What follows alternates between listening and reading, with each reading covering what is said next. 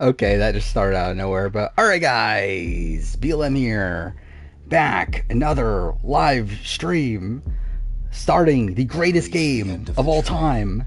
Did it not change the category? Still, and Oh, fuck off. Alright, put games and hunter. demos. So do it myself. Hunt has led How me dare it to not the recognize the forgotten greatest edges of game this of all world. time. Seasons pass, drawing me Only I could deeper find it into myself, what the fuck. darkness. I have um, found the truth. there we go, AC Rogue. That my What a masterpiece. redemption. Alright, okay, I guess I need to lower the audio too, fuck me. Yeah, finally playing a game that I've played before, first time in a while.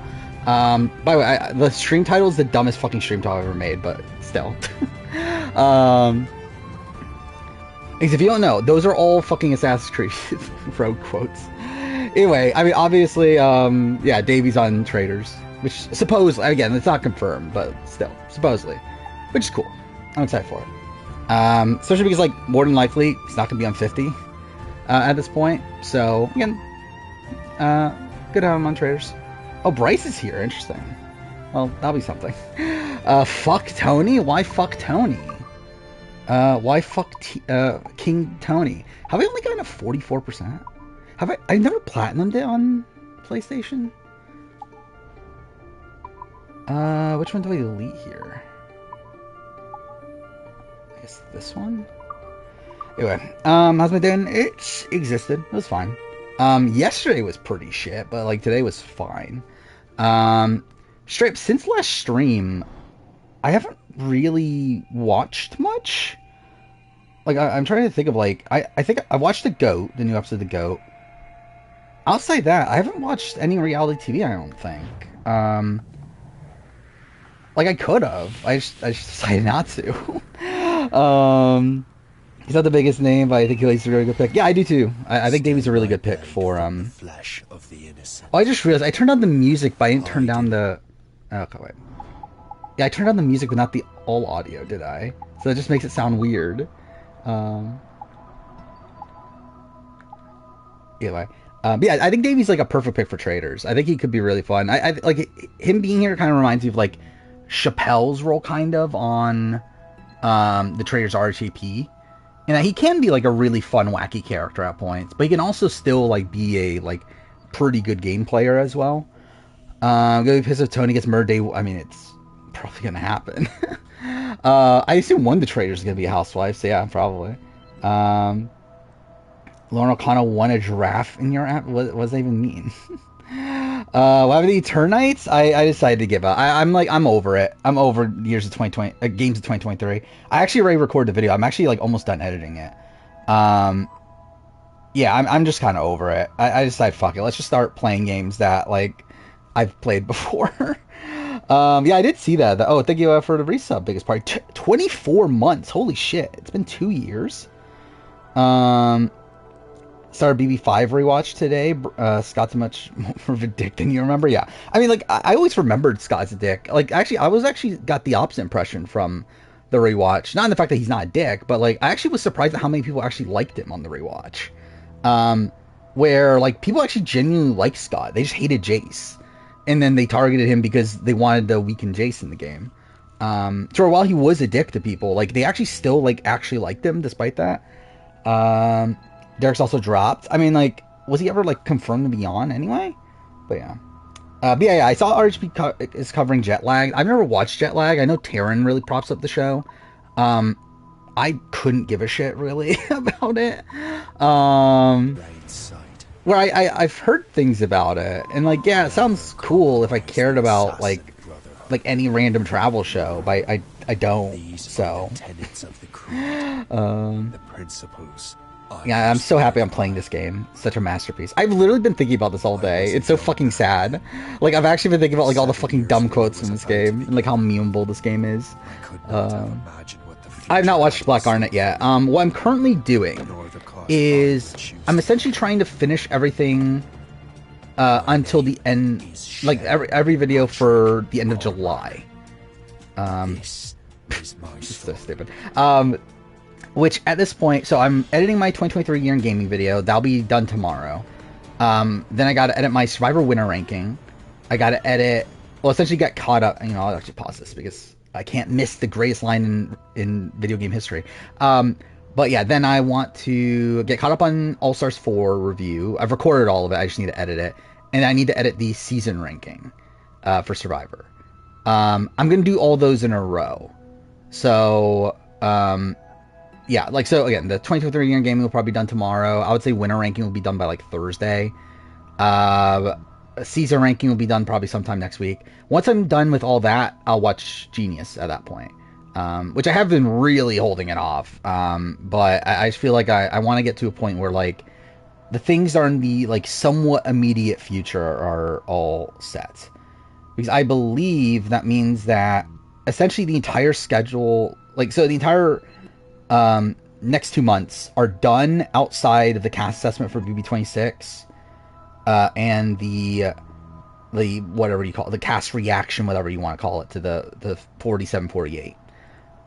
Plus also, again, potentially like traders reaction, that sort of thing. But I'll be honest, I'm not even like solidified on doing the traders reaction, just because like I don't actually care that much about this season. Where I was thinking about this, like I was so much more hyped for Traders 2 than I am for Traders 3. We're like, yeah, it's cool, Tony's there, Carolyn's there, Davey's there, Brittany Haynes is there. Yeah, it's cool. But like I actually don't care that much. Like it's like, okay, yeah, it's fine. It's not like last season where again you have like Parvati, Sandra, Rob was supposed to be on there at a point.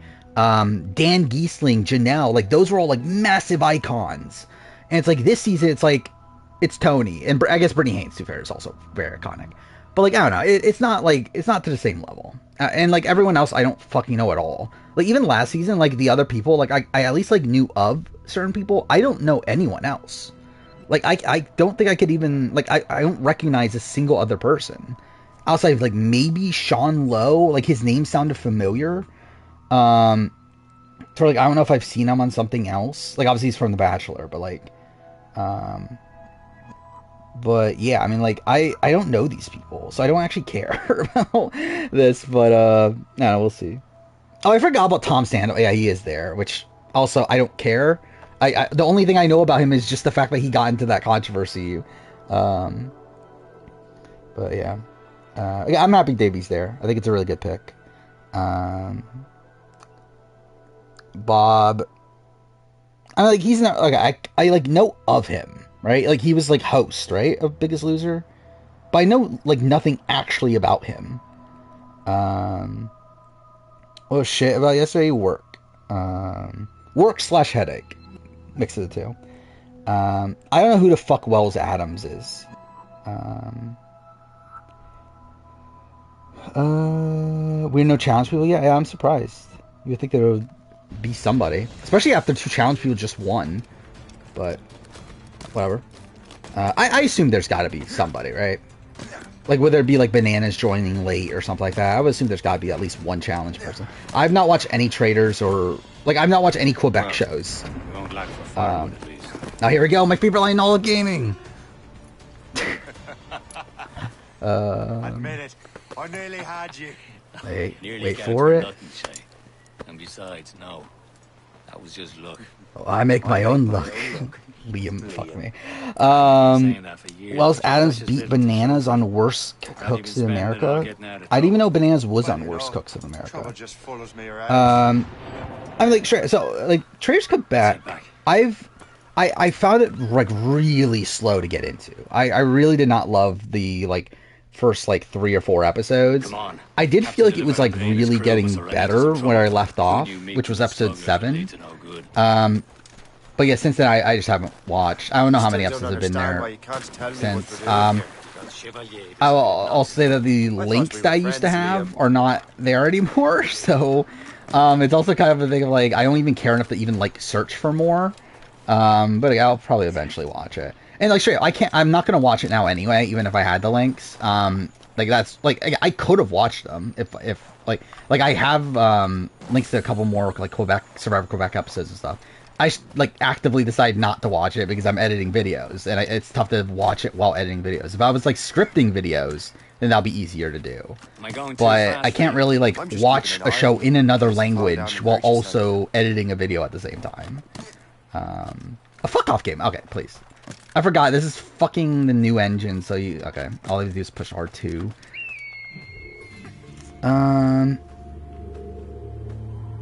Probably the best moment in challenge last 5 years? What is this? Oh, Casey Bailey fight? Probably. It's up there. I don't know if it's like the #1 moment, but it's definitely up there. Thoughts on BB5? I really like it. It's a really nostalgic season for me. I think it's like, just on genuine quality, it's like kind of just middle of the road. But I do have a lot of nostalgia for the season.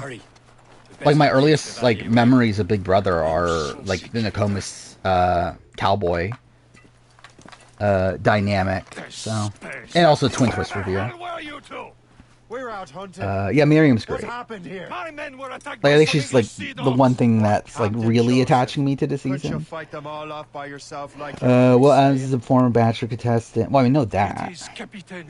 Oh, he's married to Sarah Hyland. That's fucking random. Yeah, Backdoor, obviously great week there. Just Jace as a character is a really great character. What else is there? Like Diane, how she plays is really interesting. Like obviously, I've already made the BB5 retrospective. It will be officially coming out in actually I think it's like still like a month away. But it's on the membership tier if you want to watch it. But okay, it'll come out eventually. But yeah, again, like I still like BB5. It's still a season that I think it's like the best season up to that point for me personally. Even though again it's not really like common opinion. Don't name the last person to add the 47. I actually don't. I know there was it was like a 19-year-old, right? Like it was like a what, like he had like a weird job too, didn't he? But also it's like there's nothing to really say. It's like it's a person that exists I know nothing about.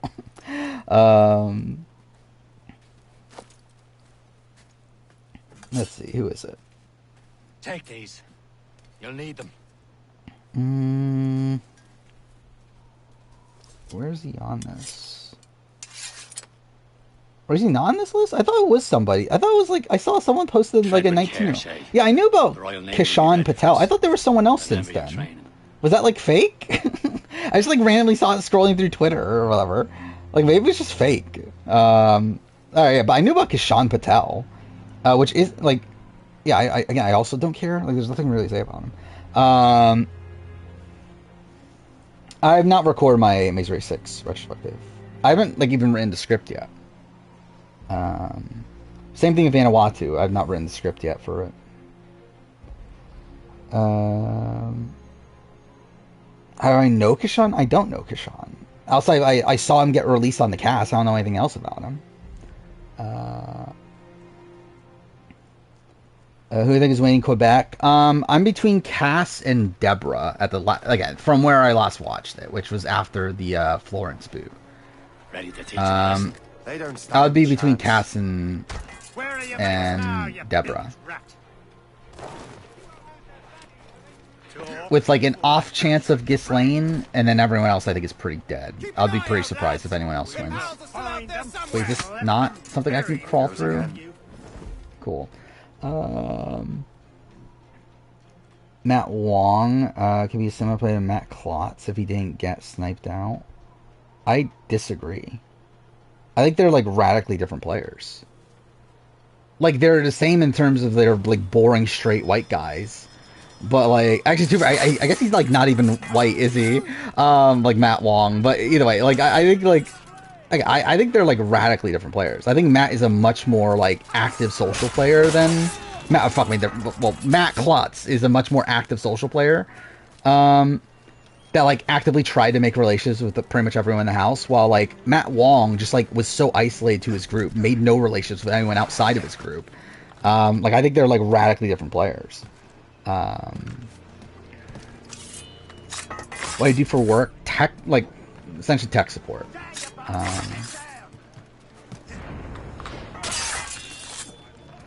I feel like everyone has negatives in their ads besides Cass. I think Cass has negatives. Like, I feel like Cass is only shown when necessary. I think that's, like, my big negative for her. Like, it feels like she's only being shown because she's, like, actually important to the story. I feel like there's, like, rarely a point in the season where, like, she's just, like, out of the blue getting content. When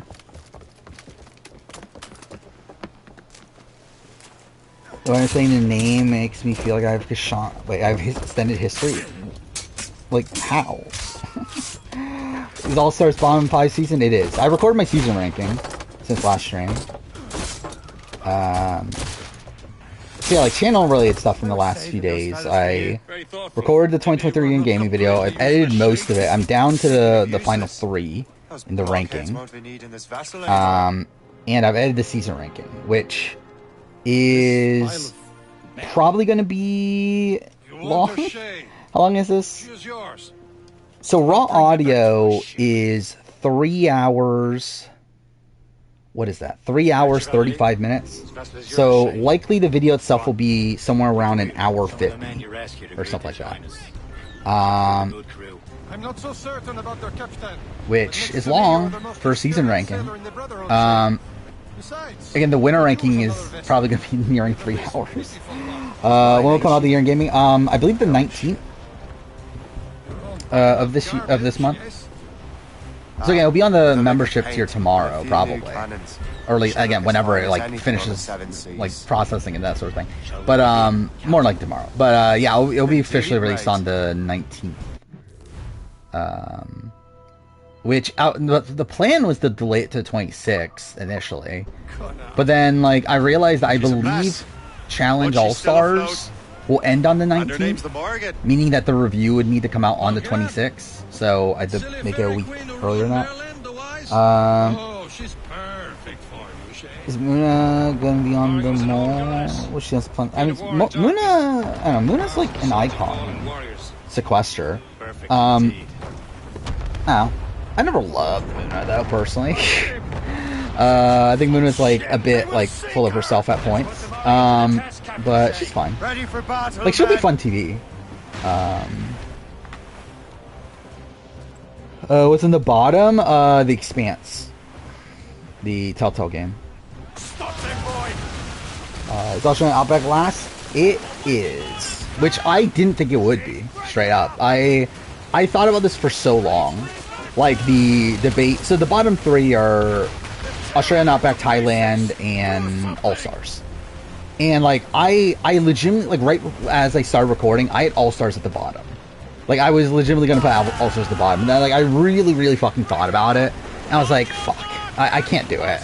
Like as much as I don't fucking like the season, I do think it is a miserable rewatch. I just feel like Survivor Australian Outback is like actually the worst season for like my personal taste. Because it's just fucking boring, dude. Like it's like I think the worst thing reality TV can be is boring. To where like I very much like, I think coming into this list I was like, no, the worst thing it can be is icky. And like icky is bad, obviously, but no, I think boring's worse. Like I think I would rather watch something icky than something boring. To where like at least with something icky, it's like it still like feels like part of the like core of what reality TV is. Like it's about reality, whether that be like, again, the bad parts of reality or whatever. There's still like some intrigue to get from that, where like I feel like Australian Outback is just the epitome of boring. To where I'm like, I feel like that's just the worst that you can be with Survivor. I think the thing about All Stars though, I feel like there's like better like little things to talk about. Like I think the Lex Rob betrayal is a better thing than any single thing on possibly even both Thailand and Australian Outback. To where it's like mixing that and the fact that it's seeing all these returning players back, which is cool, even though it's very surface level. And then seeing and the Rob and Amber dynamic, whatever. It's like I guess it's enough. It's enough to not make it the worst. Yeah, that's why Thailand's not the worst either.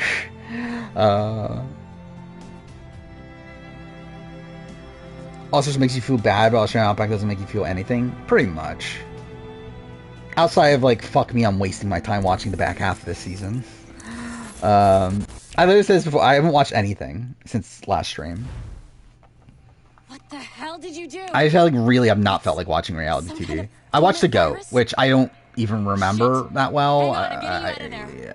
Who even went home? I don't even remember anymore. I know Wendell didn't go home. Who did go home, though? Oh, was it Reza? Did Reza go home? Yeah, it was Reza. That's a shame. You were just But, Animus, fuck me, dude. I forgot about this, too. Fucking modern day, too.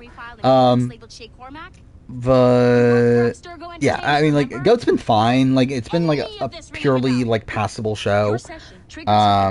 Essentially like House of Villains, but more like just based around the general concept of reality TV over like villains on reality TV.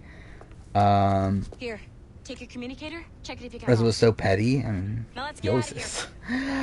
Is BB22 the worst season besides BB1? I believe that's what I ranked it. Which again, I've also already made the Big Brother season ranking, which I don't even remember when that's coming out. I think it's sometime in July, but I believe it ended up being last outside of BB1. Is Micronesia my top 5? It is. Barely.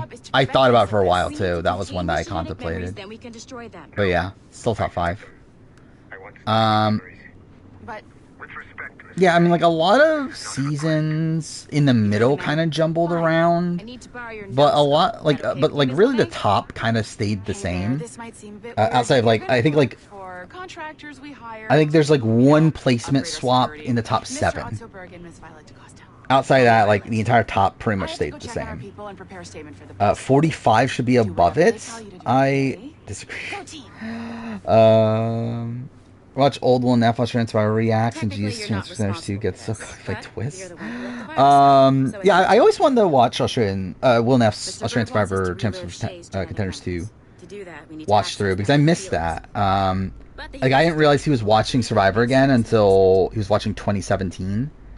So that's when I started following it again, but, yeah, I would like to watch Champions Contenders 2 at some point. I probably will in the like sometime like next year, where like next year I'll be making my updated Australian Survivor season ranking, so I'll probably watch it in the lead up to that. Oh, I know. Oh, he got spoiled. Is that part? Okay, I didn't realize that was part of the reason for it, but I know he didn't like it. He didn't like the ending. You love BB25? I like it more than most people, because again, most people seem to like outright hate it at this point. Yeah, I know about the spreadsheet. I've seen it before. I think Davon's got the win for Goat. I don't know how the Goat's gonna portray their winner, but Davon's in a good spot right now, right? But also it's Davon, so she might fuck it up. Because that's Davon for you. Do I think Challenge 40 won't have rookies? Yeah, I do. I'll be surprised if it doesn't. Like, you would think their idea of 41 will be, like, New Era. But, like the equivalent of New Era for Challenge, right?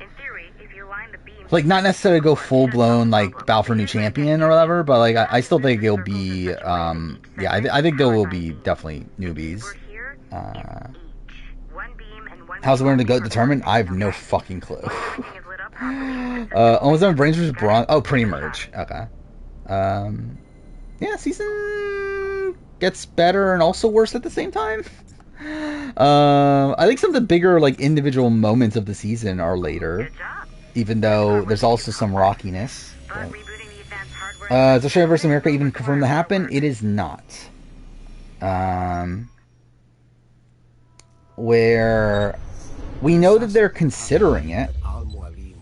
Technically, we don't have any confirmation beyond that. I do think it makes sense, though, for it to happen. Like, just looking at, like, how Network 10 has canceled a lot of their other reality shows outside of Survivor. I think it does make sense. And, like, Survivor is their highest rated reality show. I think it makes sense that they're, like, doubling down on Survivor, that they're willing to do 2 seasons a year now. And again, with them filming back-to-back and one being a return or newbie season, I think it makes sense that the other season would be like something like this. Um, I mean, like, is it a spin-off? I don't know. Had Al Mualim not been killed by Altair, Like, are they actually going to classify it as a spin-off? perhaps we would not. Either way, I'll probably still include it just because, like, it's one spin-off. It's like, and like, it's still like an actual Survivor season. Like, if it was like something like Reindeer Games, like the Reindeer Games equivalent of like it was a completely different format and that sort of thing, I wouldn't. But it's still going to be Survivor, I would assume. So yeah, I'll still include it. Surely the same can be said for other Worst merge at UK Panama, not the tribal where they agree to put it to a tie. I mean, yeah, actually, I forgot about that. They did go to tribal just to, yeah, just to, like to set up the merge. I forgot about that. Would Will Enough do good on Survivor? I don't think I think he would do fine. Like, I think he'll make merge. I don't think he is likely to win. Mainly because I don't even think he would try to win. Like, I think Will Neff is the type of person that will be trying to make his, like, try to get his friends to win, more so than, like, he himself will try to win. Mainly because he's openly said that. But I wouldn't, like, if he got on Survivor, I'll be fine with that. I think that'll be interesting. Yeah, I don't necessarily agree with a lot of his, like, takes on Survivor and stuff like that, but, like, it'll still be an interesting ride. Now that you have unlocked Shay Cormac's memory, My iconic start to Pride Month. What is this? discovery. I know you must What, talking about Jen? about your new assignment or about me. For now, all I will say is that Shay Could see him being Q? contains the answers. Shay Maybe? to a greater understanding. By the way, I found it so funny that I did watch. There was a Survivor video from, like, a guy who never did a Survivor video before, and it was like this, like, video that was documenting, like, his and his friends, like, draft for 46. I'm trying to find the video. Where is it? Here it is. This video, which I'll post in a second, which, like, just got recommended to me. I was like, okay, fuck, I'll watch it. Yeah, like this video. And it's like, it's so funny how, like, they're talking, like, midway through season, oh my god, we should have picked Q. Q's gonna win. It's like, really? Like, you thought Q was gonna win by mid-game? And, like, one guy even says that, like, I think Q might be, like, this is before, like, he threatens to quit and everything, but still, it's like, he says that I think Q might be one of the best players I've ever seen. It's like, what? Like, how? Like, how is Q one of the best players you've ever seen? My PB characters video is amazing. I don't remember the video at all. I made it a while ago. And, like, in retrospect, I would have made different picks. Actually, I generally forgot about that too. I did want to remake my Australian Survivor Who Would I Vote For, but I don't know if I care enough anymore. Like, 109 people have already watched it on the membership tier, so I'm like, who cares at this point? Because, like, I would not vote for Liz at this point, having just rewatched Heroes and Villains. But, oh well, I'll fucking just leave it in. I don't think I care enough. It's got through to Shannon Boo. Okay, yeah, that's really fun. Join me for some practice. There's a regret. I mean, again, I probably would pick Jace or Diane over Marvin for BB5. Tell me what happened. Well, what were the other? There was another one along the way. Like, BB15 is funny. Where it's like, I guess I'm forced to pick Judd. I guess. I think Jeremy could be on the Traders.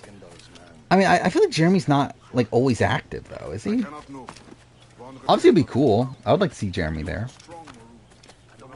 Could Jeremy been the person that Davey replaced, though? If that is a thing. Favorite character from every Genius season? Season 1, I think it's probably just all Sangmin outside of Season 3. I guess Season 4 might be Kyung-hoon. You are late. The Season 3 is probably Dongmin, maybe? Or, no, Ah Young. It's Ah Young. always training for Segawase.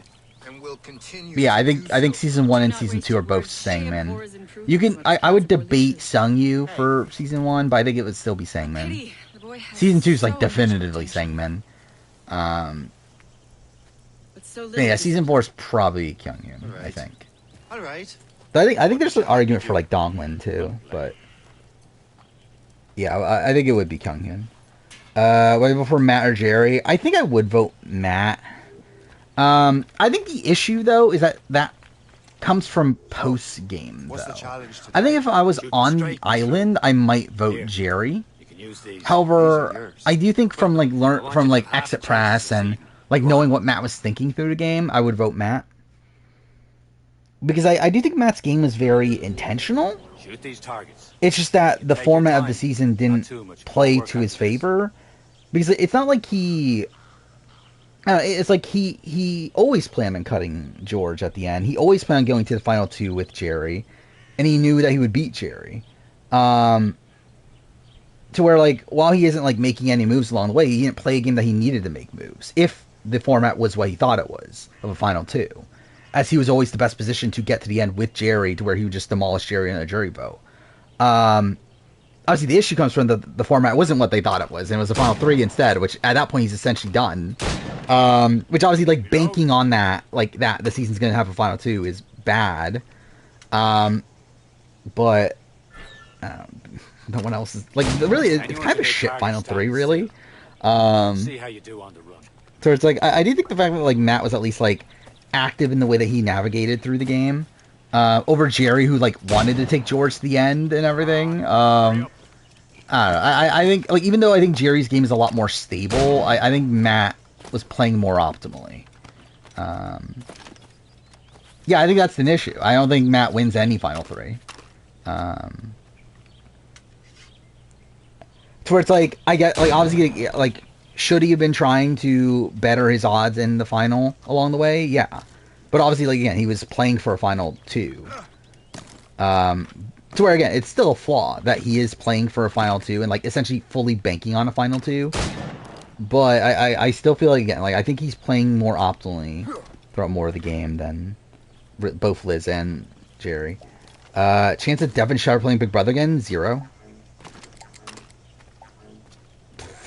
I'm actually going to fail this. Oh, that's actually really funny. I don't think I've ever failed this in my entire life. Cool. I have to do it again. Perfect. Draft, probably. Maybe A through Z. I should re-edit the Heroes of Villains part for whoever... Why? Oh, wait, you mean for Australian Survivor here. I love it, like, my initial instinct was just, like, US Heroes of Villains. I probably should. I don't know. We'll see. Was this in honor of CT tying the knot tonight? Like, how long ago was this? Was fucking 6 years ago? Cool. It is actually kind of insane, like how different CT looks now to where he was when he had, like, the dad bod and everything. Who's the most irrelevant new era finalist? I don't know. Is it, like, Romeo? Who would it be?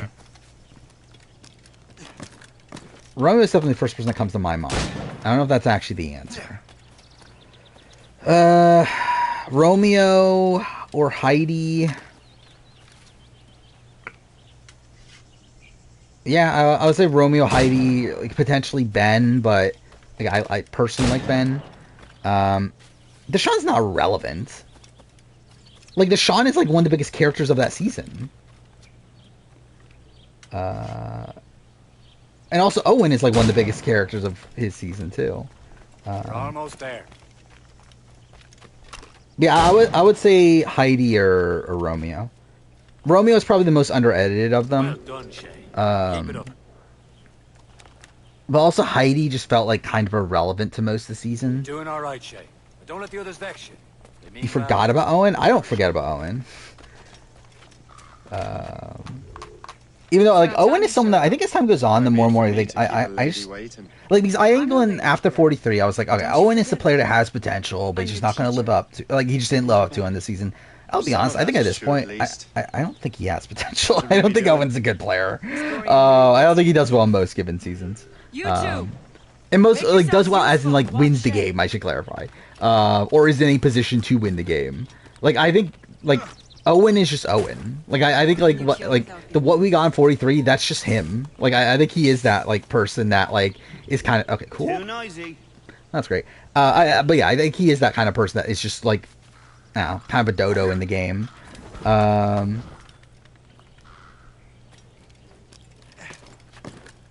Is Liz Parnov top 5 worst Survivor winner? Probably not top 5 worst. Surprise your target when he gets close. Where's she on the Australian ranking? Top form, Shay. She's above Christy. Is she above anyone else? She's above, well, actually, she's above Shane. She's above Haley, right? Haley would obviously be more so by the fact that, like, Haley got voted out and came back. More so than, like, obviously Haley's actual game. But, yeah, so she's, like, barely in the bottom 5 of, like, Australian Survivor. Attack from around a corner. And your target will You forgot Heidi was a finalist? I mean, I didn't. Again, like, the thing about, like, when people talk about, like, who's the most forgettable or whatever, like, for me, it's, like, that's not a thing. I remember everybody. Like, I don't have an answer for that because, like, no one is forgettable for me. Actually, I literally did, on Friday night, I was watching Puya, I was watching Puya's stream, and, like, someone, like, bet him to do the Sporkle quiz of every Survivor player, and he was like, no way. And I was like, you know, fuck it, let's do it myself. I did it. I named every Survivor player. Obviously, it's over the course of 3 quizzes because it doesn't fit into one fucking quiz. But, yeah, even Trevor from Gabon. My favorite players, Trevor from Gabon. Nicely done. I am surprised. You did better than I expected. I mean, I don't agree with that placement or Liz 5 on the Australian Survivor player ranking. But, again, I will be redoing that next year anyway. Actually, next year I will be making the ranking of every player. How do I remember everybody? Because I just do. Like, I can literally name everyone in boot order. Most people first and last name. I don't know if I can do first and last name for everybody anymore, but I definitely could at a point. Oh, wait, what? Fuck, I passed him. Same thing with Big Brother as well. Outside of those 2 shows, probably not. But, well, I mean, too far, I could probably do Genius. But that's because it's such a small, like, grouping of people. But yeah, I can do Survivor. Yeah, I can do Survivor US. I can do Big Brother US. I maybe can do BB Can. I don't think I could do Australian Survivor because there's too many, like, irrelevant people in the middle. I remember everybody, but I think, like, the issue comes from, like, placement and then, like, first, last name. I couldn't do that with Australian Survivor. And even too far, like, BB Can, I don't know if I can name, like, last names of a lot of BB Can 11, 12 people. I am waiting. Oh, fuck off. Back up. Okay, well, that's great. Bailey, it's like Pelham or something, right? You do that for Survivor, but you can do that for Big Brother, but Survivor's like double the people. It's actually, I believe, over double. Because what, there's 312, at least at the time that I did the ranking, Big Brother players, right? I believe Survivor is nearing 700, or is it over 700 already? I know by the time I do the ranking, it's going to be over 700. Mark from BB Can 7's last name, could not tell you. I probably, if like someone mentioned it in chat, I'll be like, oh yeah, fuck, that I should have known that. But like, as of right now, I don't think I would remember it. Oh, is it like really on the cusp of 700? Yeah, I thought it started with a D. I just didn't know what it was. I never would have come up with that though.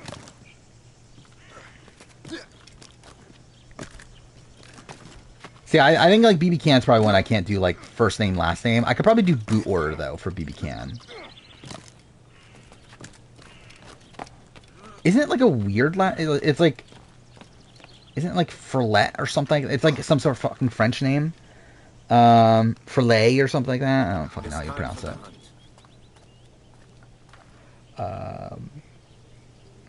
There's no way Simon becomes a top 10 player even if he wins. Frenet? Yeah, something like that. Actually, I thought it was more Frenchy than that, but yeah. Can I name 50% of Amazing Race teams? No, I can't. Yeah, I don't think there's like any way I could. The only person I forget is Lori from BB11. What? Yeah, Laura. Okay, that's what I was gonna say. Like, who's Lori? Frenchie's real name Brandon. It's Brandon French. It's been 46 game on par of Dreams. All your senses together to find prey. I think my gut says it's better, but not by much. So, trying to think it through. I think it's better. I think for Dreams, I think he gets really lucked out by the fact that it's a season with like an all black alliance. Where I think if it wasn't for that fact, I don't know if he's able to like flip over to the other. Actually, to be fair, if there's no black alliance, then he doesn't flip onto the other side, right? But then also does that mean that he's just on the bottom with the horsemen? What you have taken from nature. So I think like that is a season that like Dreams' game is just so reliant on like the all black alliance that it becomes like tough to distinguish like again like how much like true social capital he had with that group, and I don't know. Again, like I don't think he can win any scenario where like is there a scenario where Ben can win like maybe against like Liz and Venus. With these, you can keep your I think Ben Achilles has one like more Ben's thing to pretty show much you. in the majority of the entire Not game late outside the this time. Tim vote, right? But then too far, is there a point where Dreams is out of the majority? Ashley Kelsey's gonna be a 2-time. Oh, I forgot about that. Should we draft All Stars 5? I genuinely forgot about that. Because we never did that. But also, it's like it's weird because like we know we're getting more people, right? So I don't know what like should we even bother drafting All Stars 5, or like do we base it on like so if like the winner ends up being one of the people that comes in late, like do we just base it on like the people that are in the game currently and like whoever makes the furthest of those people is the winner? Yeah, I'm not sure how we fully handle it. Which for All Stars 5, I think we'll like have it available to just everybody, just because it's not a big enough like show. I think like the max would probably have to be like 12, right? Because like there's 24 people, right? So it's like once you get over 12, like it just doesn't work. 2 for 8 would probably be the more ideal number. Actually, how's it snake draft wise? Now it's kind of it's not the most fair thing from a snake draft perspective, but anyway. Need Tony and Amanda to come in late. Tony I'd be fine with. Obviously, I would love both of them, but like I don't expect Amanda to come in late. Where like I believe like it's supposed to be men, right? They're coming in late.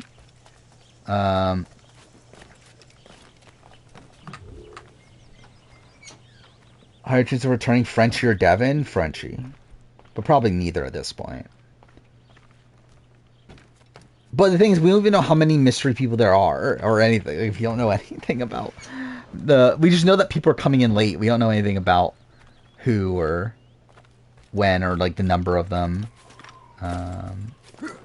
Shay, I hear you've become quite the monster. Amanda said she regretted declining. I mean, yeah, I mean, this obviously would have been a good spot for her. I mean, having Ashley, Shane, Sylvia. I think it's all her crew. Lost? Name every team on Maze Race 30. I don't even know if I can name more than like 3 teams on Maze Race 30. Of ancient wisdom and a box I know that Jess and allows one to Cody. understand its language. The blonde woman was named Evan, right? What was the guy's name? I don't remember. Whoever controls the artifacts. Who is the other team in the final? I don't even fucking remember. Like, I genuinely don't remember Amazing Race. Henry? His name was Henry? He doesn't feel like a Henry. Who else is on 30? Yeah, like, no, I generally can't remember. Christine Jen. Oh, yeah, kind of should remember them. Like, Alex and Connor are people, yeah. I don't personally care enough about Amazing Race to remember everybody. Because I barely remember this last season, let alone fucking season 30. Oh yeah, Joey Chestnut was on that season. Oh yeah, Lucas and Brittany are people. Name everything Amazing Race 5? I think I'll do better at Amazing Race 5. You got what? Chip and Kim, Colin Christie, Brandon Nicole. Oh my god, what are the bowling moms' names? Why am I blanking on their names?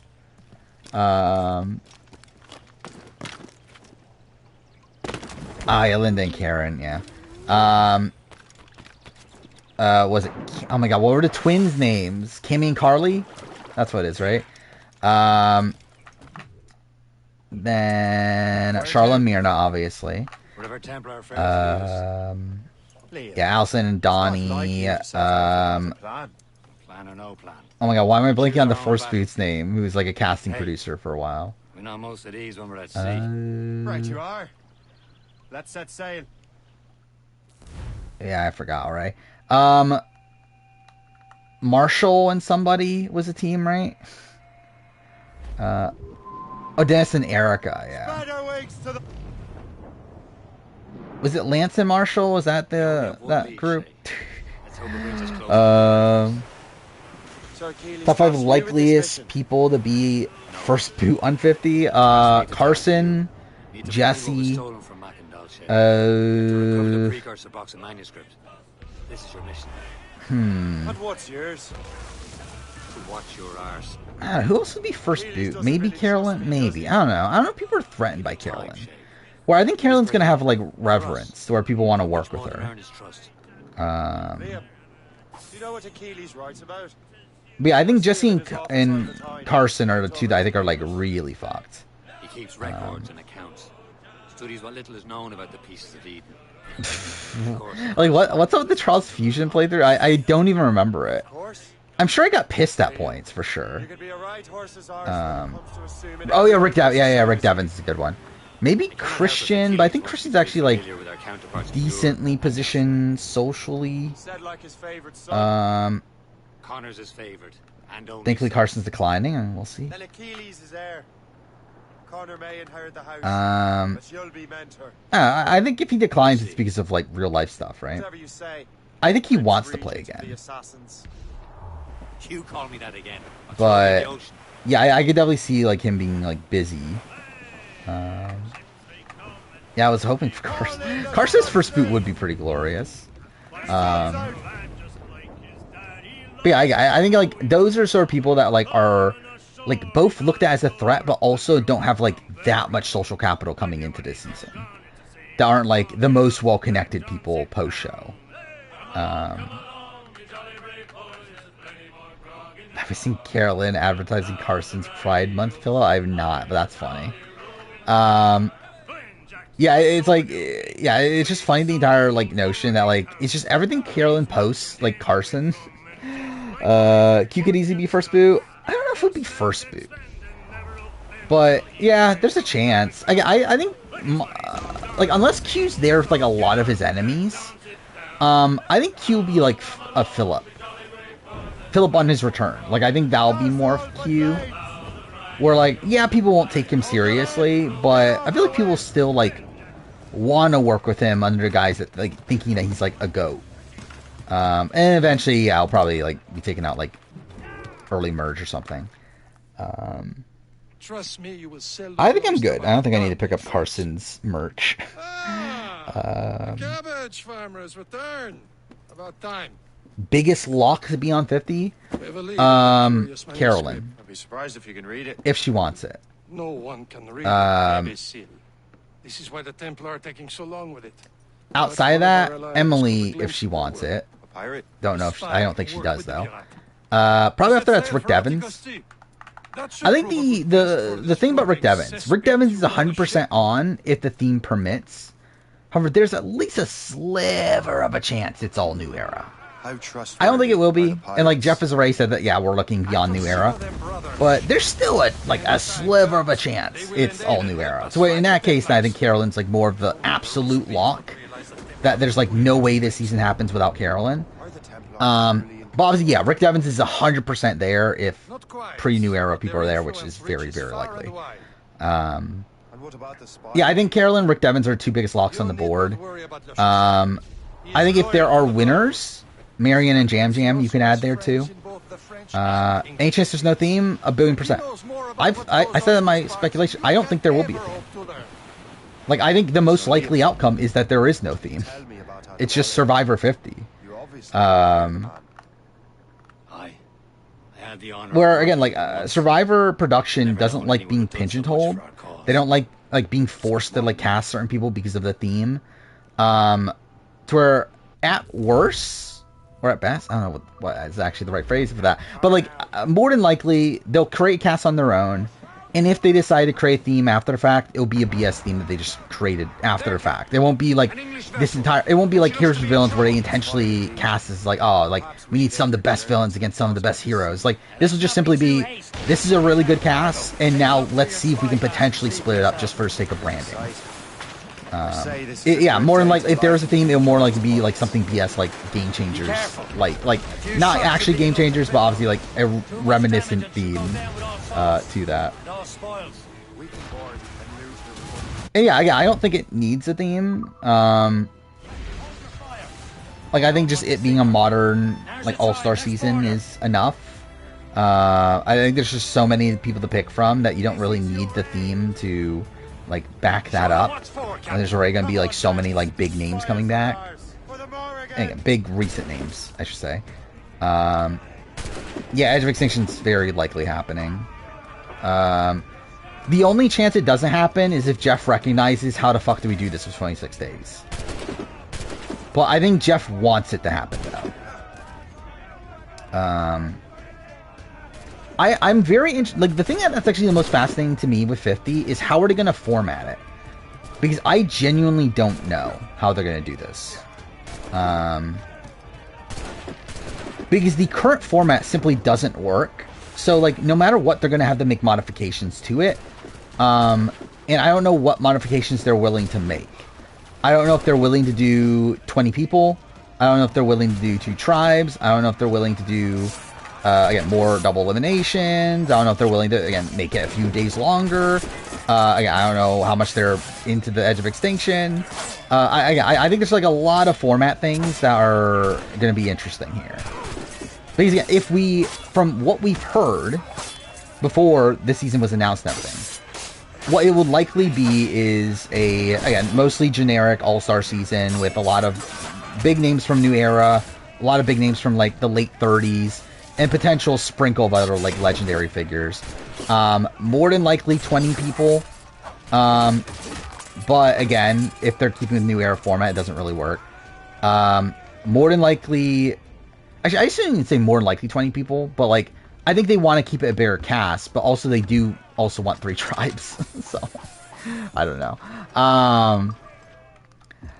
But, yeah, also, Jeff very much wants Edge of Extinction on all returnee seasons.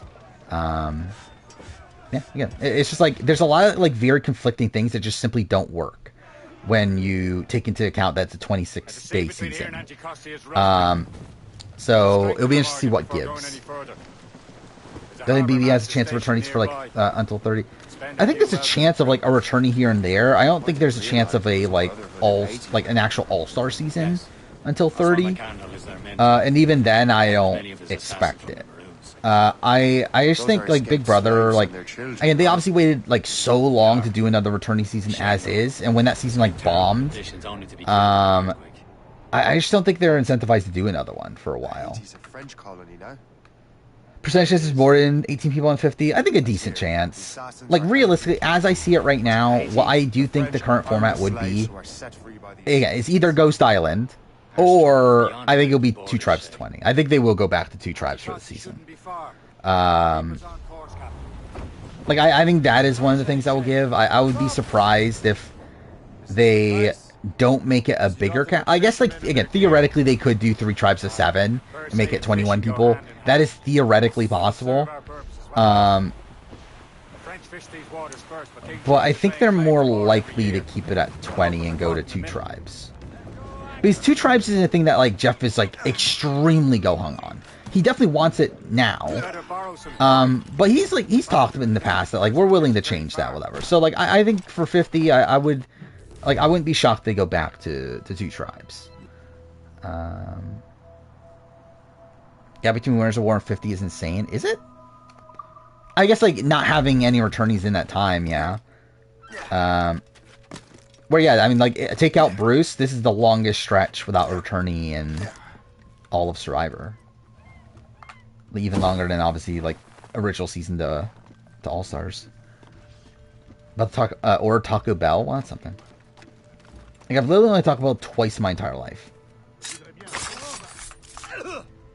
Has there ever been a reason why Big Brother never did All-Stars until 22? I think just... Well, I think it's a couple things. I think one... even though All-Stars was, like, a popular season, I don't think production loved All-Stars. Where... I think production had a hard time with the All-Stars and, like, keeping them in line and getting them to, like, do what they wanted them to do. To where I think that's a factor into it. Also, like, the season didn't really do the greatest ratings-wise. Where I forgot if there was an uptick, but if there was one, it wasn't by much. To where, like, considering, like, the more resources they had to put into making All-Stars, I don't think for them it was worth it. In their minds. I think if I remember, I think it went down, right? I think with Big Brother... US, I believe All-Star seasons have always been lower rated. I'm trying to find it. Any time now.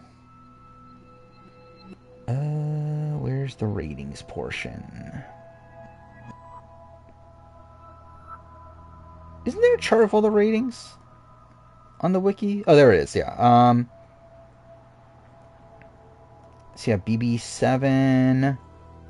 Yeah, it went up... Okay, actually, BB7 went up slightly from BB6, but down from every other season before that. Then I definitely know 22 did worse. Yeah, 22 did... Yeah, a decent chunk worse than 21. But to be fair, I guess, like, every season after it's done worse anyway. You're eating chili tomorrow? That's something. I haven't had chili in forever. But I think it's like a mix of, like, production didn't love handling the All-Stars. And also, like, ratings weren't great anyway, to where, like, why go out of our way to do this?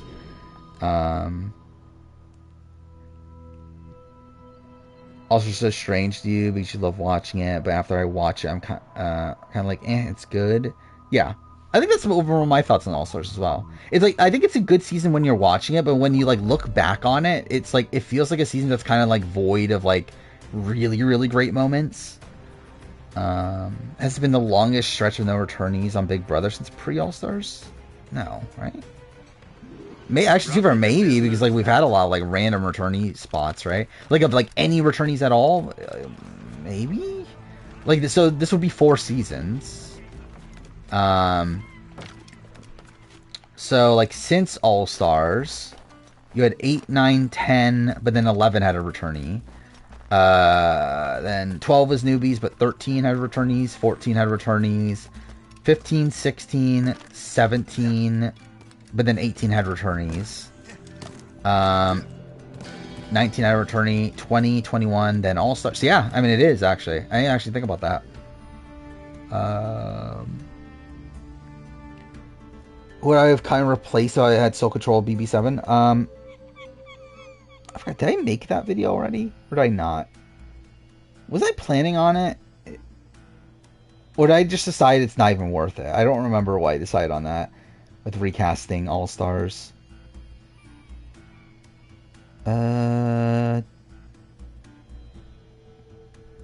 Did I make it or not? I don't remember. I legitimately don't remember. So I did recasting BB-14 if it was All-Stars. Did I never make a recasting All-Star video? I think I just assumed I did. Oh no, I made a recasting BB Can 5 video instead. I forgot about that. Which that video is not going to turn out well, but whatever. I'm still going to make it at this point.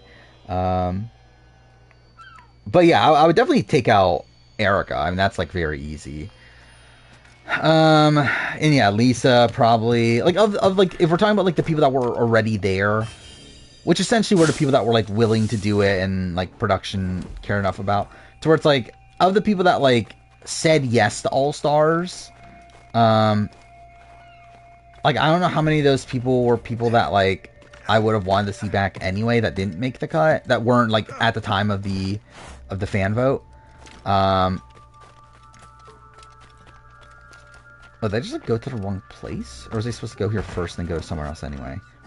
Whatever. I was remembering an old rumor that BB7 was supposed to be Celebrity.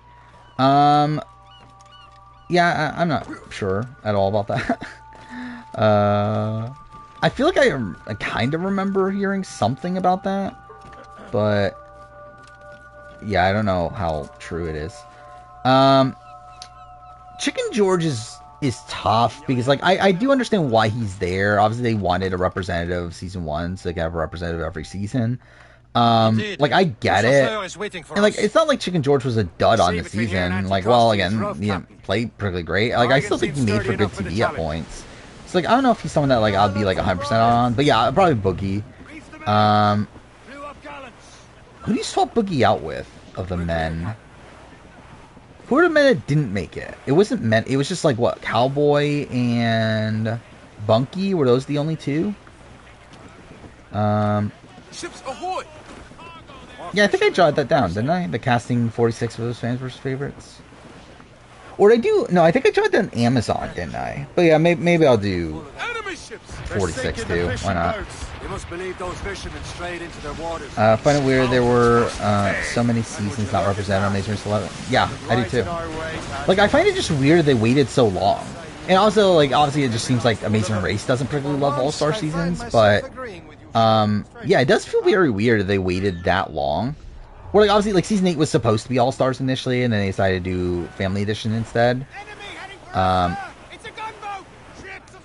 But yeah, for them to wait to season 11, then even then, like, not even represent like what 3 of the seasons, I believe, is again a strange choice. But just in general, the casting of Amazing Race All Stars is just fucked. I should probably do a recasting video of that, right? Because I think I did have that on the schedule at a point, and I didn't end up making it. But I think that would be something worth making. Not because it would actually like do well, but more so just because like I think it would be at least fun to talk about. Yeah, BJ and Tyler, Chip and Kim, I think are like the big two for me. Like the fact that Uchenna and Joyce are the only winners there is pretty egregious. So like I like Uchenna and Joyce, but also it's like, how are you picking them over Chip and Kim and BJ and Tyler? And especially if we're going like if you're having them there for diversity, then like Chip and Kim are there. Like how are you picking Uchenna and Joyce over Chip and Kim? Okay, I did not mean to do that. Over Chip and Kim. Like, it's so weird to me.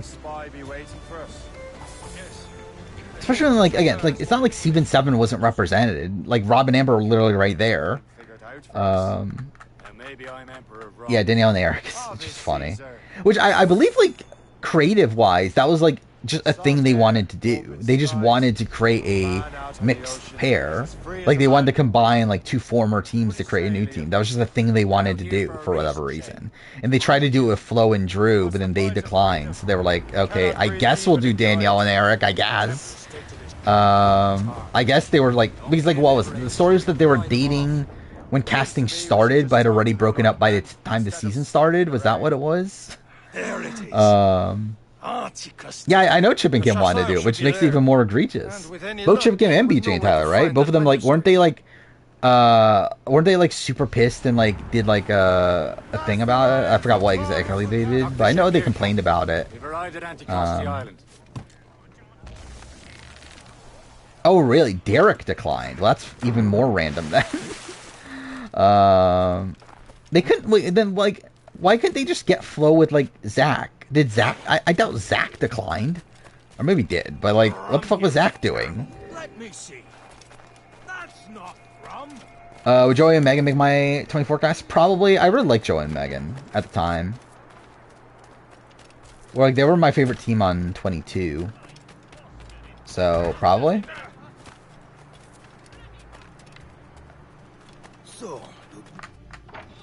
They didn't like Zach? Yeah, I assumed they didn't. That seemed kind of dull. Mark and Mallory on Lasers 24 was weird too. Well, I mean, yeah, but yeah, I mean, yeah, they should have just swapped them out entirely, right? But I guess they just really wanted Mark and Bopper to be represented, right? But yeah, that was just a weird thing to do, though. I spied the manuscript you seek. It was written in an exotic language. Flo and Zach are iconic. Yeah, I mean, like, largely because of Flo. Like, the Zach, like, Zach is great because, like, he's the straight man reacting to all the crazy stuff that Flo is doing. But Flo is the one that actually makes for good TV, though. But yeah, Flo's fine now. I know that name. Cameraman told Flo to behave because she's on TV and she yelled. I'm giving good TV. Yeah. I mean, she is. Ken and Gerard also, I would have put on the season, right? Because they were people that like. I really like Ken and Gerard from season 3, which I know that was like Phil. Like Phil was like upset that they weren't on the cast.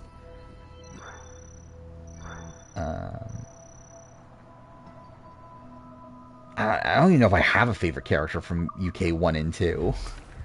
Like, who is there to even talk about from... I guess 2 would be Tayfun, I guess. But, like, he's also, like, the third boot of the season. There's, like, outside that, I don't know, do I just say John just because he's there? Like, he's the, like, biggest character on season 2? Like, edit-wise? I don't know. They're all, like, not good. UK season 1, I don't even know who I would say either. Like, I don't know. Yeah, I don't know. Like, I mean, like... Eve, maybe? Eve makes good TV, even though she's, like, not a particularly likable person. Oh, I forgot about James. Yeah, James is pretty good. Richard's fine. Like, he's fine. Maybe James would be the answer, though. Especially because he, like, fought back at the host and everything. Then, Australian Story 2002. Probably Katie, right? I think it's Katie, like, mostly because of, like, the last episode or whatever, or, like, her last couple episodes, where, if it wasn't for that, it might be Craig, where I thought Craig was, like, a likable underdog figure. It's definitely not Rob Dixon. Rob Dixon's boring. Yeah, he's a good player, but he's fucking boring as fuck. I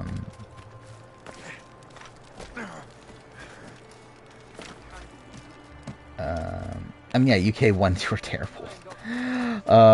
That's genuinely, that is why I stopped doing International Survivor videos, because I just could not care enough to talk about UK.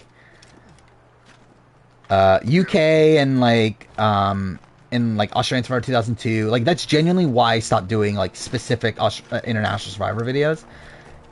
Where, like, now I'm, like, just doing, like, Survivor South Africa, like, Australian Survivor. It's like, I just, like, don't fucking care enough to talk about, like ranking the fucking final juror of a UK and stuff. It's like, I don't care. Whatever rank the Redemption Island duels. I wouldn't be, like, opposed to it, but I'm also, like, not, like, dying to do it either. Towards, like, yeah, it wouldn't be that difficult to do. It's just that, like, I don't know how, like, interesting it would really be. Lawrence Washington docks his arse. But also, it's like a good type of video for, like, one to have in the back burner, because it's one that, like, probably won't get outdated unless I decide to add Edge of Extinction to it. Which, if I do, then, like, I guess, like, I'll maybe have to do it before 50, or wait until after 50. I'll say, I might just keep it to Redemption Island, because, like, it would kind of be annoying, because I think Edge of Extinction would be number 1. Like, I think one of the, like, if we're taking the entire, like, challenge, like, Show some scene, respect, Shay. like, that the challenge take place in, as it, like, I think the two ones from Winners at War are both, like, Yeah, debatably twice top as often, it two. seems. That's just the thing. By the way, my season ranking has me, like, And making thinks my before case making for a Winners at decision. War His experience has for earned him a that while. More experience on lead. Before Where I was talked for a wake up and while take defending action. Winners at War. I swear, Liam. Sometimes I feel I was more grown up when we were children. Which, too fair, I've talked about most of, like, the points on stream in the past, but still, I feel like I don't know exactly how long it'll be, but, like, I feel like it'll be a somewhat lengthy section. I don't know, like, but I felt like I talked about it for a while. Which, to be fair, like, maybe when I get around to editing, it turns out it's just, like, the same as every other season. But I felt like I talked about it for a while. What's Wednesday's video? Tonal Drama Action retrospective, I believe. And then Saturdays is Who Would I Vote for Big Brother. And I think there's a recasting Survivor video the next Wednesday. Just because I gotta get it out at some point. So I was like, fuck it, I guess we'll do it now. And also, like, it's kind of like a slower point for the channel anyway. Like, at least it should be. Technically, it's been a really good part of the... Like, straight, this last month was my best month ever in most metrics. It was actually my best month ever view-wise, which I really did not expect. I was, like, I'm genuinely shocked that that's the case. Because I didn't think it was beatable at this point. Where, I straight up, like, I'm actually, like, happy with where the channel is at right now, where, like, there was a period where the channel, like, just completely stagnated. Where, like, I was only getting, like, slightly over 100 subscribers a month.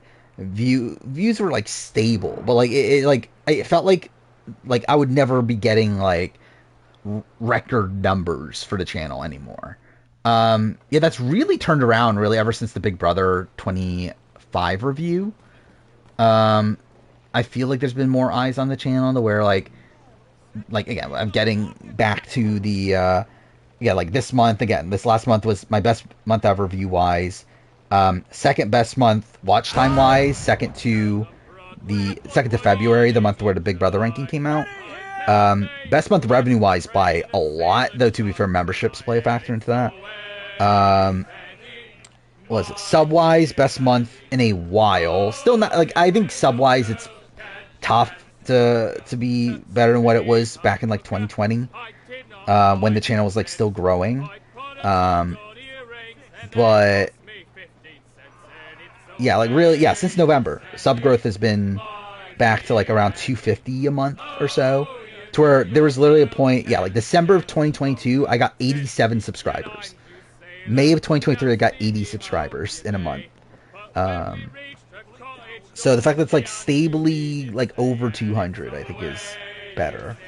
But yeah, again, like, just in general, May ended up being a really good month. I don't expect June to be that good of a month, though. Where, obviously, just in general, it's like a downtime month. We're in between the big shows. I am releasing the winner ranking, which I am expecting to do well. But outside of that, it's going to be a slower month. The favorite character for Big Brother video did better than I was expecting. But yeah, we got Who Would I Vote for... I'll just go through the entire month at this point. Like, I've pretty much said most of it on stream already anyway. So yeah, Wednesday is Total Drama Action retrospective. Saturday will be Who Would I Vote for Big Brother. The following Wednesday will be recasting Heroes versus Villains. I just noticed here, I think there's a typo in the name of the video. We'll be recasting Heroes versus Villains if it was a second chance. Let's see. Did it make the final video? No, it didn't. Why didn't it make the final video? Okay, so the final video that's on YouTube already, and that's on the membership tier, I have the name right, but I had it wrong on my actual list of videos. That's really weird. Then the following Saturday video, I'm a bit less hazy, or less solidified on. As of right now, it's going to be the first week ranking for Big Brother. In ideal world, that would be out closer to the premiere. but also like it's not going to perform that great either way. So I'm like, is it even worth like messing up with the schedule just to do that? I don't know. Then we got Year in Gaming, then Survivor Winter Ranking, then All Stars 4 review, and then the final video of the month will be the Big Brother season ranking. Actually, yeah, so I guess that's coming out this month. So yeah, as of right now, that is the schedule. I don't think it'll change. I think the only thing that could change is like an impromptu video, like just with like some random news. But even then, it'll probably end up being an extra video anyway. So, so again, if I decide to do a Traders 3 video, that'll probably be an extra video. If we get a, actually no, is there another cast I would do a video for now? No, right? Because if I'm not doing it for All Stars 5, 41 we're not getting for a while. Challenge 41. So yeah, I don't think I'm doing another cast reaction sort of video for a while. So I guess really, yeah, it is just Traders. Any major change to the winner ranking? Yes. A lot to the winner ranking. Well, I just think, like, major as in, like, not many changes at the top. Like, there's, like, a lot of, like, one spot sort of changes at the top. No, like, people that, like, jumped from the bottom tier to the top tier or anything like that. There are a lot of people that dropped from the top tier to the middle tier, but that was simply just due to how I, like, restructured my tiers. But yeah, like, as for the biggest changes, like, Denise went down a lot, Amber went up a decent chunk. And I think, like, everyone else is really just, like, a couple spots at best. Yeah, I'll probably do that favorite week for every Big Brother season. That obviously be like the equivalent of favorite episode. Those are upcoming shows that are on my watch list for 2024, like reality shows. I'll be honest, I haven't even looked at it for a while. Tony might not be that high anymore. Let's see. See, stuff that hasn't started yet. Got BB26, Trader Season 3, Devil's Plan Season 2, Claim to Fame Season 3, Survivor 47, Circle Season 7, which we don't actually know when that's going to be, but maybe this year. Like, it's filmed already, obviously. Amazing Race Australia Season 2, Celebrity Edition Season 2, Perfect Match. I do have the BB UK seasons on here. Again, I'm probably just not going to bother. AW 16, Buddy Game Season 2, I can't wait. Amazing Race Canada 10, Stars on Mars UK. I don't know why I even bothered writing that down. Hush Money got canceled, right? Isn't that the show that got canceled? Or that, like, they're never gonna air? Either way, that's on the list. Genius UK, Mole Netflix Season 2, The Underdog, Joshua Win, Traders NZ Season 2, House of Villains 2, The Summit, Don't Hate the Player, Fight for Paradise, Beast Games, and Challenge Battle of the Eras. That's everything on the current list. Is Devil's Plan 2025? That's disappointing. The Hatch Go Down? Maybe? I don't remember. He's around the same either way. Just finished the Georgia Boot episode. I mean, what an episode. Winter character ranking, that's not for until the end of the year. Like, that's, I think, like, October or something. Like, that's something that will be released when 47 is airing. I haven't recorded it yet or anything still. Sure, this batch of videos, actually, I'm working on, like, very differently to how I've worked on videos in the past. Where the way I used to do it, and the way I would normally do it is, again, I would prep everything at once, I would record everything pretty much at once, and then I'll proceed to edit everything all at once. This batch of videos, I haven't been able to do that because of Survivor, like the Survivor review and all that sort of stuff. To where what I've been doing this time is actually, like, recording things periodically, but then also, like, editing them, like, almost immediately after I recorded them. And I don't know, it's like, like, I'm definitely, like, I'm working on this batch of videos in a very, like, different way to the previous batches, but to be fair, it probably doesn't make that big of a difference. It just leads to, like, me not recording videos until a bit later into the process. a bit closer that to Lawrence Washington set out when I Ireland's actually Lawrence edit them. Washington, businessman, Instead of having like a billion politician, videos in the and back burner high-ranking for months Oh, to yes, edit. I recently heard he was Yeah, back Beast West Games is the One of Mr. my men Beast saw his reality major domo show. pick up a strange package.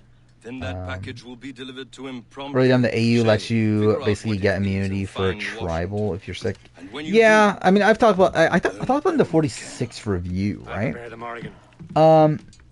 I think for me, like I'm fine with medical. Like I'm fine with people leaving the island for over a day. I don't love it if they actually skip an entire elimination. I think for me that's kind of where I personally draw the line. I know like there are a lot of people that do support the AU rule, and again that's fine. Because I can see the argument otherwise, because it's not like you skipping a challenge or like you skipping one round is that beneficial for you in the long term anyway. It's like while you're like like skipping one single elimination, you're also like being away from your tribe for days at a time, and now also being looked at as a weakness for your tribe when you come back, to where it's like, okay, it's not like this is a benefit for you. But again, I just think for like the integrity of the game from my point of view, I just feel like it's just better off that you like if you have to skip an elimination, But if you're we've just any out. luck, that ship will lead us right to him. I make my I own luck literally here. said don't hate the player, didn't I? Washington It's is on the running out of list. his. I'm pretty sure I said it. Yeah, he became the largest YouTuber yesterday. Yeah, good for him.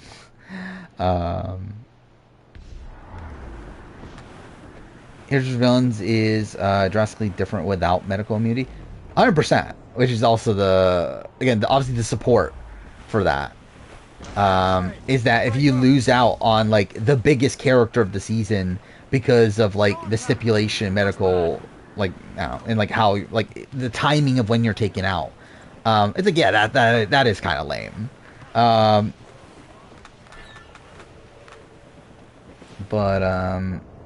Yeah, again, like I still feel like from a like game standpoint, and actually that's the thing also. Like I think a pro for is the fact that like again, what difference is it to the show? It doesn't really change up the show anything.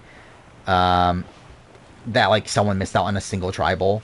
I think from a production standpoint, they shouldn't care. I think the fact that Survivor does care is kind of dumb. Actually, like Survivor US, I should say, cares is actually kind of dumb that they do. Because like for them it just ruins their schedule. Why would you want this? Like why would again? It turns out Randon would have needed been medevac anyway eventually, but like still, it's like why would you want Randon to leave to where? Well, actually, too far. I guess Randon's not a good example because like Randon didn't mess with the schedule. Why did it pause? Maybe Bruce. I think Bruce had to be medevac. I don't know. Either way, I mean like there are like if the Randon situation happened in a spot where like it actually messed with the schedule, that's a situation where like why the fuck are you doing this? This is just so pointless. For you to be messing with the schedule for the sake of like the integrity of the game in a spot where it doesn't even actually like impact the show. But also to be fair, like maybe they wouldn't have done it then. Maybe they wouldn't have pulled Randon in that spot if it would have messed with the schedule. Have I ever had Survivor players contact me about my rankings of them? Not specifically, but like I believe there are comments from Survivor players. I see Jess was pissed that my ranking of her from 46, but didn't like mention me, like didn't like tag me or anything. And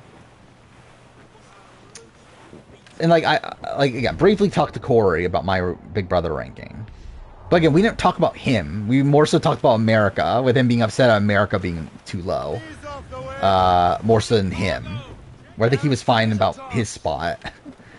But he was upset that America was lower than Felicia, which I do think Felicia was too high. I do disagree with how low he looks at Felicia as a whole, though. I don't think I would have America higher. I think I would just have Felicia lower.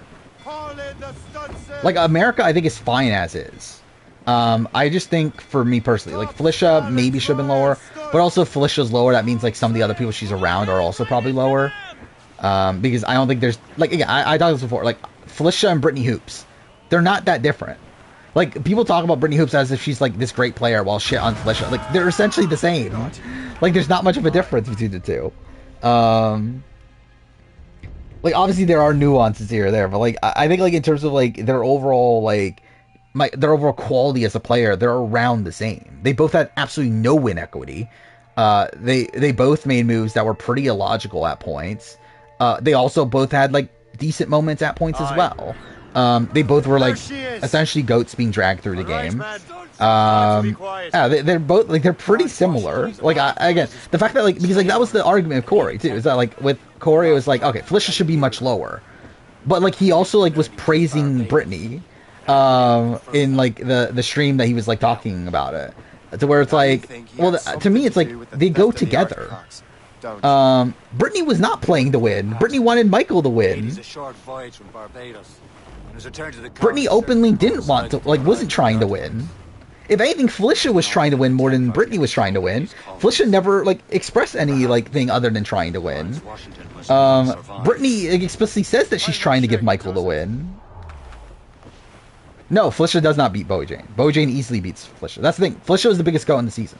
And that's why Corey looks at her so lowly. It's because, like, he was on the jury. He knows that Felicia would have lost against everybody. And that no one respected Felicia.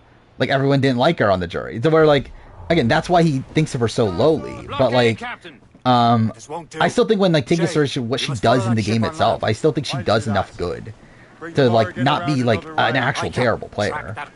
What was I playing? Oh, yeah, I was playing, like, AC2, wasn't I? And Corey came in. Again, I don't think it'll ever happen again. I don't think Corey has any interest in following what I do outside of the things that are connected to him. Very Big Brother 1, week 1. I actually don't even remember what I picked. Was it like BB20 maybe? I genuinely don't remember. This is again, like I made this video like 6 months ago at this point. Which again, that will be out in, what is it, like the 15th or something, so I guess less than 2 weeks. Unless I decide to change it, but again, I'll probably just keep it there. It doesn't make that big of a difference. Let's see. What is number 1? 14. Okay, that makes sense too. Cool, I failed that. Just going through the ranking. I think I mostly stand by it. Obviously, I'm not putting much thought into it as I'm scrolling through it, but yeah, I don't think anything comes off as like egregious in its placement. Is there a VOD of that? There is. I don't remember which VOD. Like, so Corey was in chat for like 30 minutes or so, maybe even less than that, 15 minutes.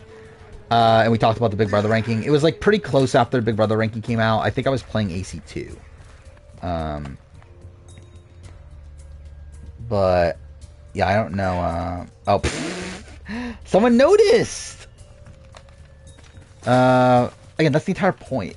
Like that was the joke. Like that was something I meant to do from even when I did the Survivor one. Or like the Survivor one, I put all like men because I thought it was funny, and then the plan was like when I do Big Brother, I'll put all women because I do think a decent amount of the picks would be women anyway. So yeah, again, someone noticed.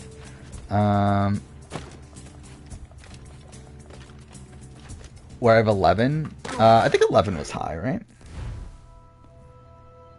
I don't know where 25 was actually. Let's see. Oh, maybe 11's not as high as I thought. Where's 11? Oh, wow. 11's lower than I thought. Wait, where's 25? Oh, 25's decently high. Yeah, 11 I have at 15. I did not think I had it that low. I don't remember why I have it that low. Your biggest fan? Well, thank you. 11 had a great vote off. It did. I think there's like ickiness surrounding that vote off, but yeah. Again, I don't know why I had that low. I don't remember what my reasoning was.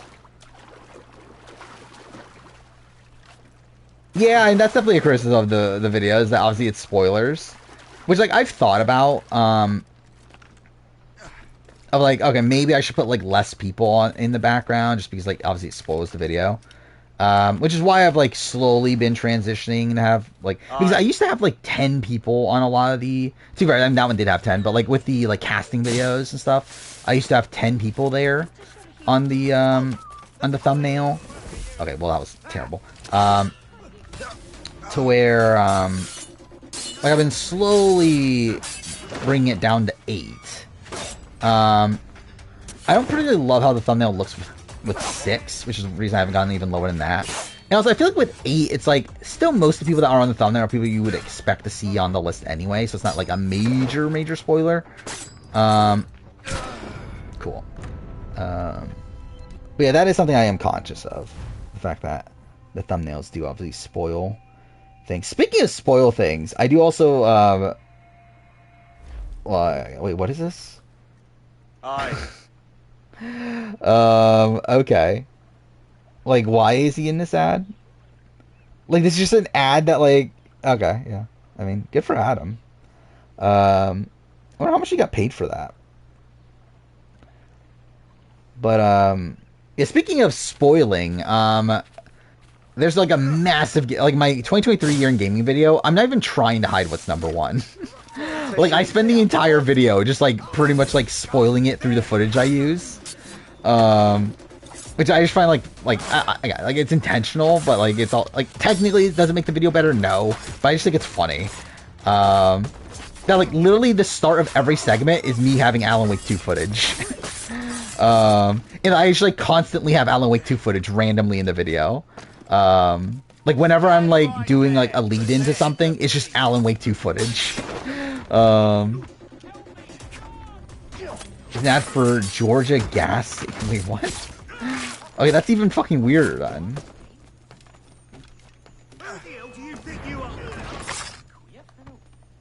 Oh, AU winner ranking is how you got spawned, David? Yeah, that's a shame. That's something that, like, yeah, it's obviously a shame that you get spoiled from, like, seeing the thumbnail for a winner ranking. But that's something I'll be honest, like, I wouldn't really consider changing. I mean, for me, it's like, like, I think the winner, okay, cool, fuck me. I think for, like, winner rankings and that sort of stuff, it's like, it would just bother me not to have every person on the thumbnail.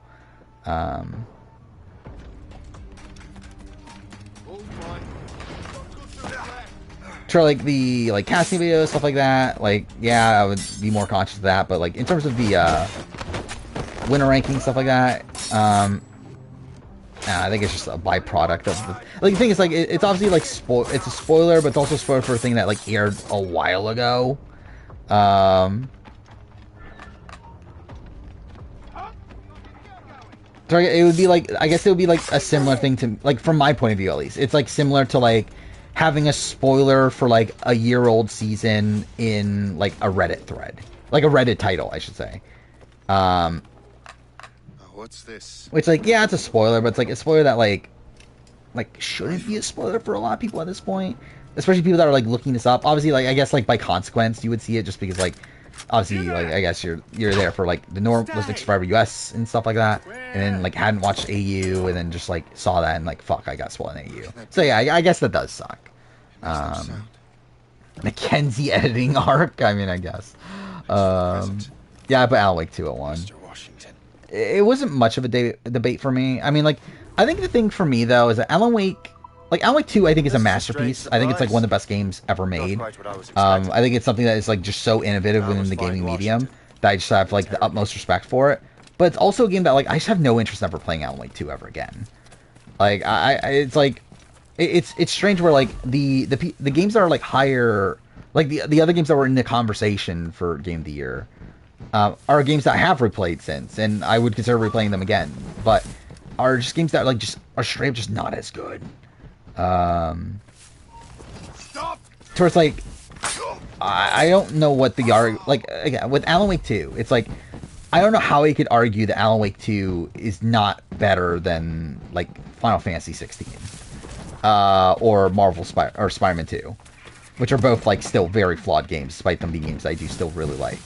But like, Alan Wake 2 is just, like, is pretty much a masterpiece in the gaming medium. So like for me, it just like kind of had to be number one. I don't know if I agree with that. My videos are great and well put together. I would not agree. I think that's like, I think the thing is like, my videos could be a lot better. One, the fact that they could be actual videos, but then also, obviously, like, I just don't have the, like, making videos the way I do and, like, having so much of them and them being so long. I just don't have enough time to, like, proof check all the videos, which is what leads to, like, so many mistakes making the final cut.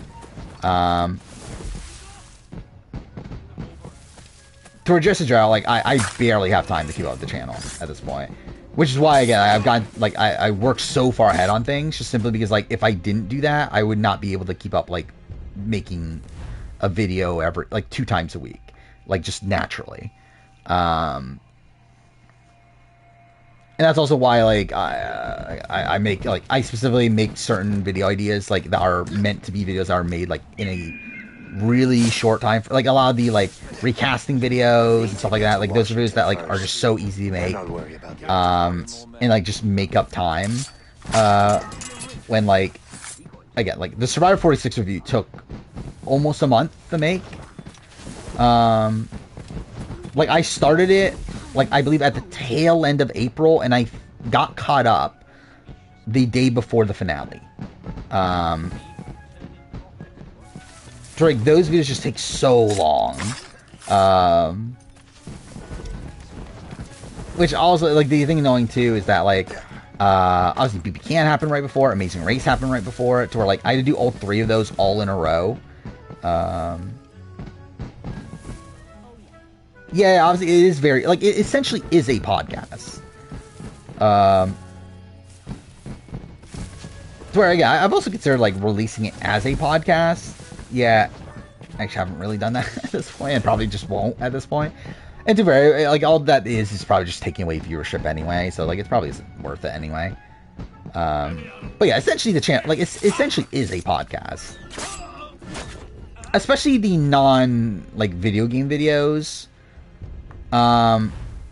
Where, yeah, I think, like, again, the year in gaming videos, I think, are, like, ones where, like, I do add, like, a lot of hints in the editing and stuff to where, like, again, there's at least a reason for the video portion of it.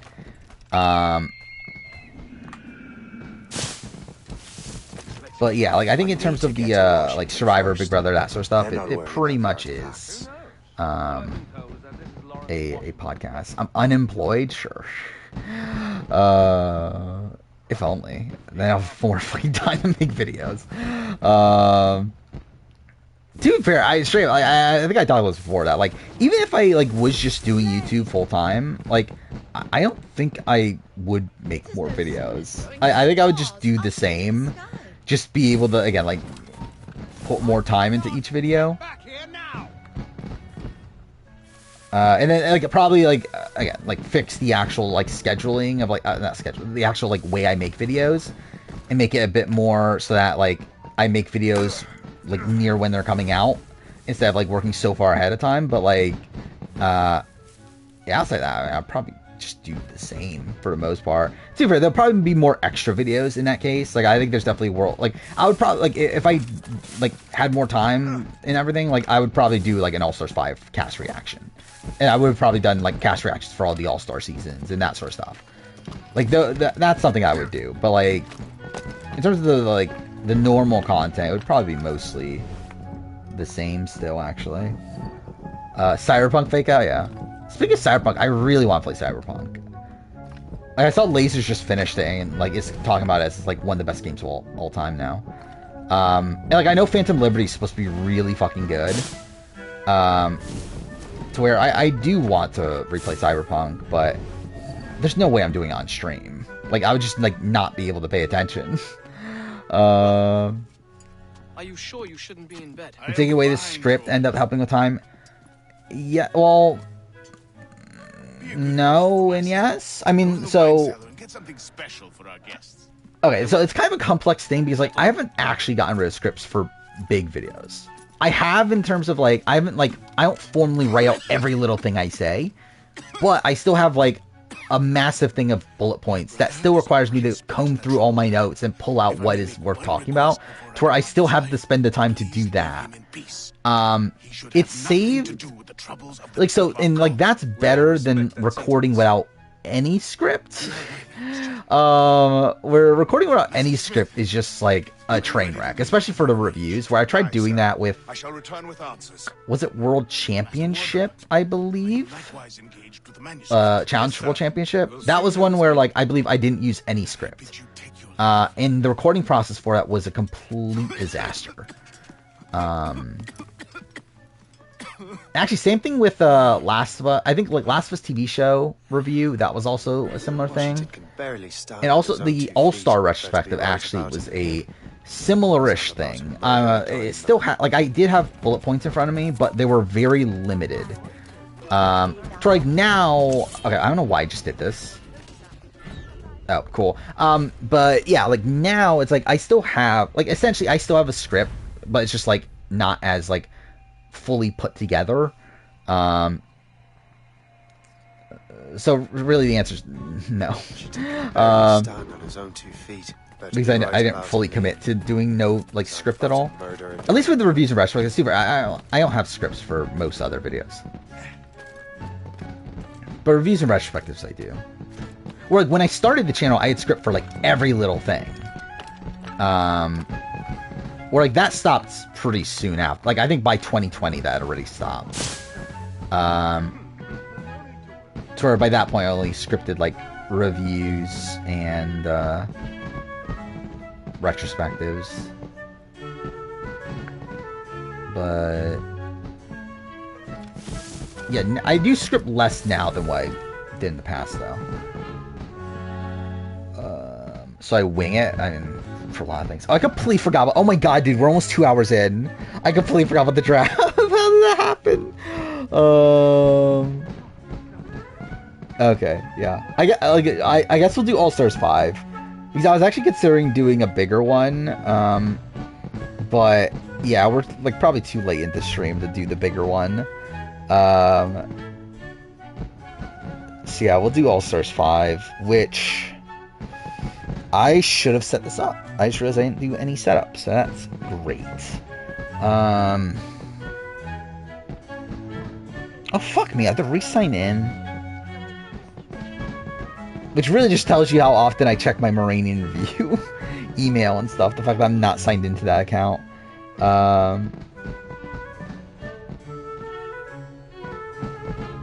Let's see.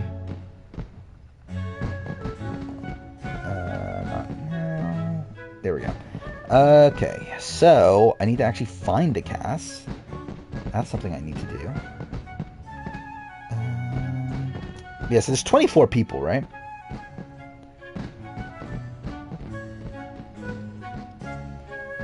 Alright, so challenge All Stars 5. Alright, let's see. Cast Mega Thread. That'll probably have the cast, you would think, right? Okay, cool. Am I just gonna copy? Well, this fucking not all these people are on. Okay. I guess I'll copy and paste this and just fix it afterwards. Alright. Paste values. That looks like complete shit. Okay, whatever. I'll post the link in chat. Okay, that's the spreadsheet for the draft. I just need to actually get it all sorted. Number 24 now haunts you? Why? What happened to 24? Jenny and West going to be a slots? Wait, what? Why?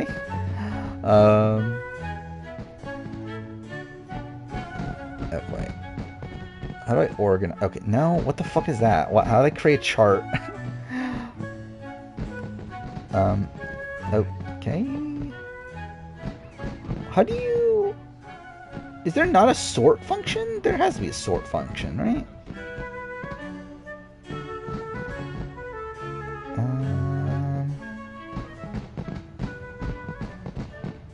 There we go. Short. Oh, there we go. Okay, sort. There we go. Alright. Now who's not on? Or, because, like... because this list had like all the people that were like rumored to be on and didn't make it on. CT's not on, right? Dario is not on. Jay isn't on. Oh wait, the word men is just in here for some reason. Who else isn't on? It's just Jen's not on. And I think that's it. Is that 24? Okay, that is. Okay, so that's everybody. I genuinely completely forgot that that Veronica was on this season. But Gamer posted the opposite of East. Oh, meaning Jenny West? Oh, interesting. Or oh wait, Wes. Oh, okay. It could be Jenny West or Wes himself. Okay. Interesting. What's actually more probable? I don't even know what's more probable, actually. But, alright, let's do... Okay, anyone that wants in, say, now, and then we'll figure out the numbers after that. So obviously, me. I assume Brandon, then... Justin, Raider Ranger, Julian. God damn it. Sure, I might, like, be close to the point where I need to buy a new computer.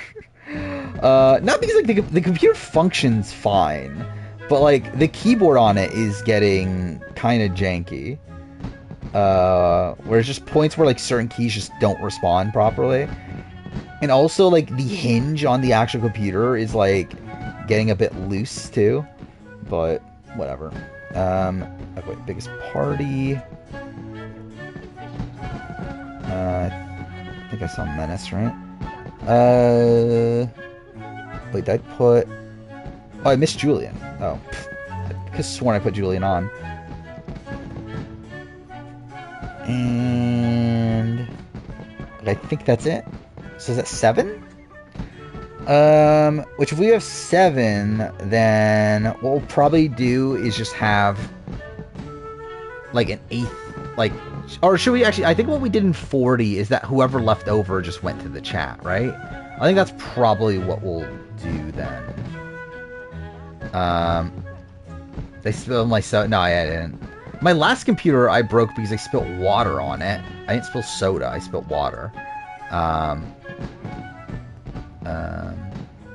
Which straight up, I've been doing better on soda recently. That is until Publix had a buy 2 get 3 sale on Pepsi. There was like, fuck, like that's actually a decent deal. Even though, like, dude, soda is so expensive at Publix at this point. Like, what the fuck happened? Which is like, I guess they think they can get away with it because that's Publix for you. But like, still, it's like, that's like, it's insane that like a 2 liter of soda at Publix is $4. Where like you go to like Walmart and it's like $2.50 or something. It's like, how the fuck are you trying to sell 2 liter for $4? I guess people buy it because, like, I guess they wouldn't price it that high if they didn't buy it, but still, it's like, fuck me. Alright, I guess I'll actually kill this guy first, and then we'll start the draft. There we go.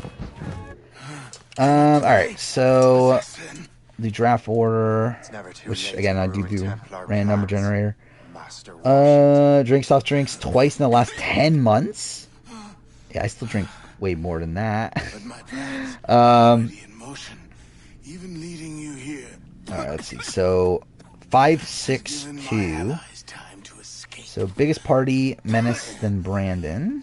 Thank you for making my end a quick one. And then 3, 2, 1. Okay. Thank you.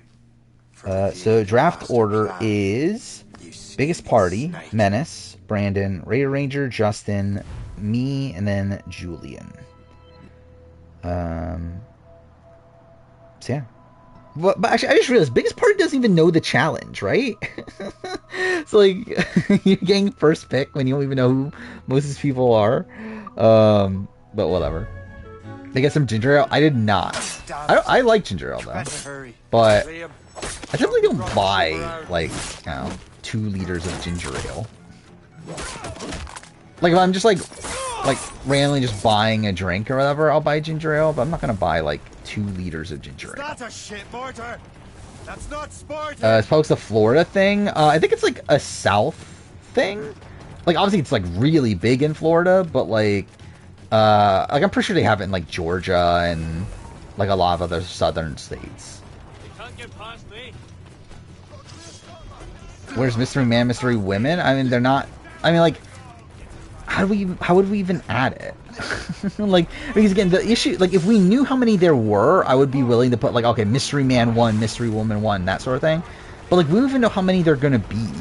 So like, I think we're just better off not putting them in, and then just make the entire like determine the winner by who is who makes it the furthest of the people that are there right now.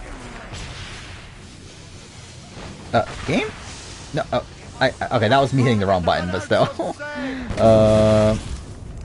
Watch Fessy get purged in the final. I would not be shocked. Like that. Like Fessy's probably either winning or getting like sniped out in a weird way like that. Dr. Pepper is probably my favorite regular soda. But also I stopped drinking like non-zero sodas. But if I did drink non-zero sodas, Dr. Pepper and Cherry Coke are probably my top 2.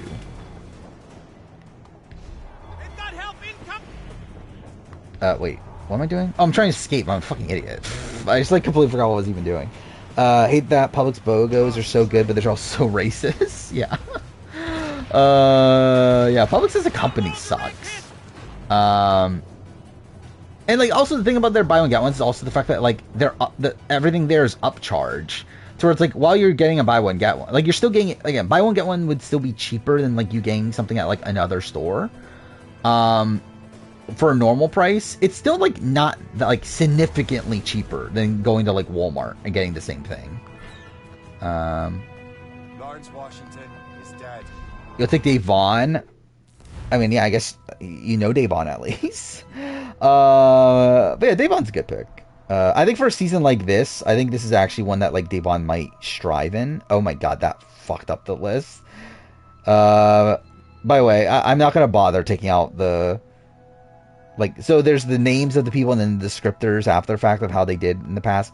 That's just gonna be there for this draft. I don't think I care enough to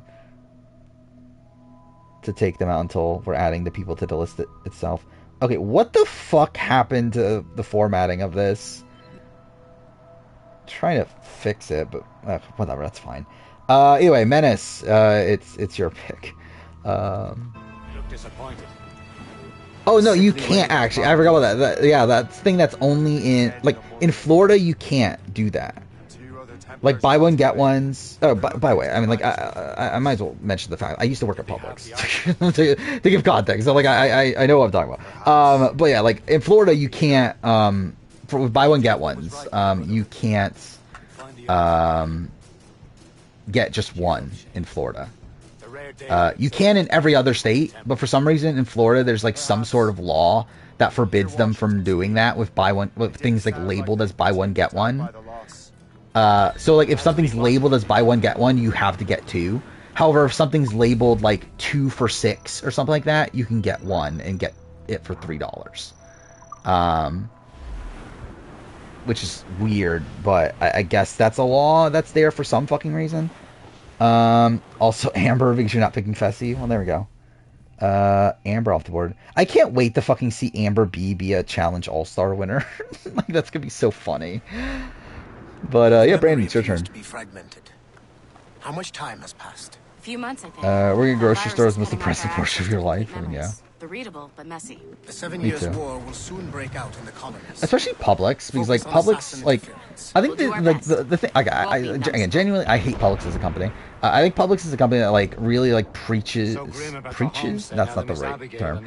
Leeches? I don't know. Whatever. It takes advantage of the people that work there. Where like a lot of it is like a lot of the companies built on this like reputation that like they're like good for their employers. They're like have the best customer service. It's only the best people that work there. When it's like in reality they're just another fucking grocery store that like tries to pretend like they're better than others.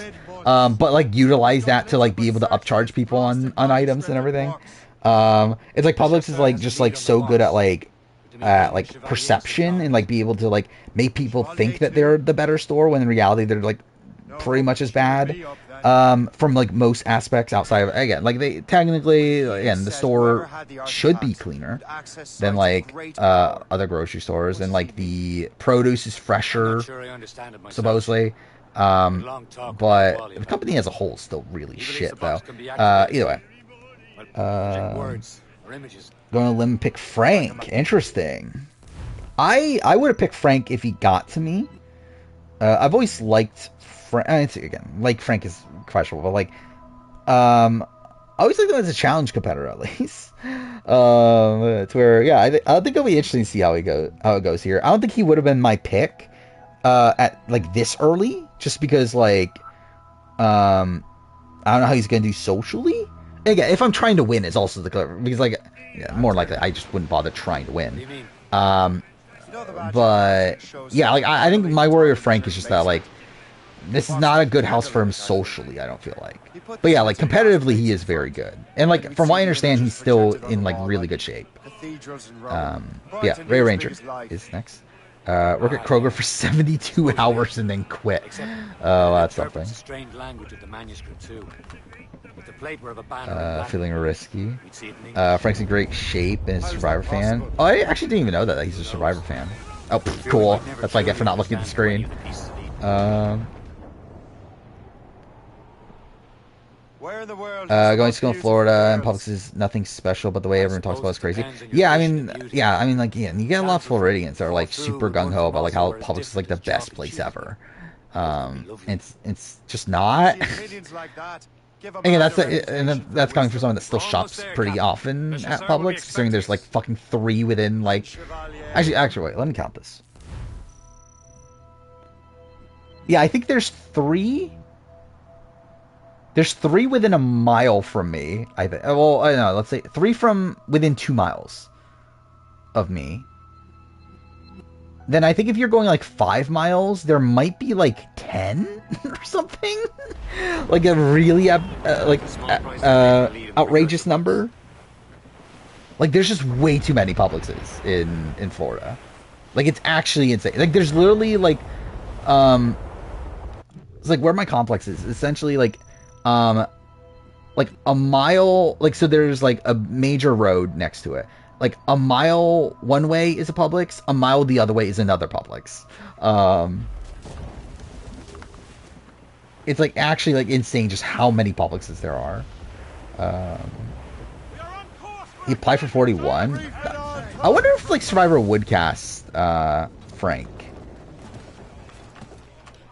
Will 50 be the first draft I try to win? I don't know. Why would 50 be that specific one? Like, I've tried to win in the past. I don't think this is one that I'm like dying to win. But 50 will be interesting at least. I'll probably try. Gonna pick John A. Interesting.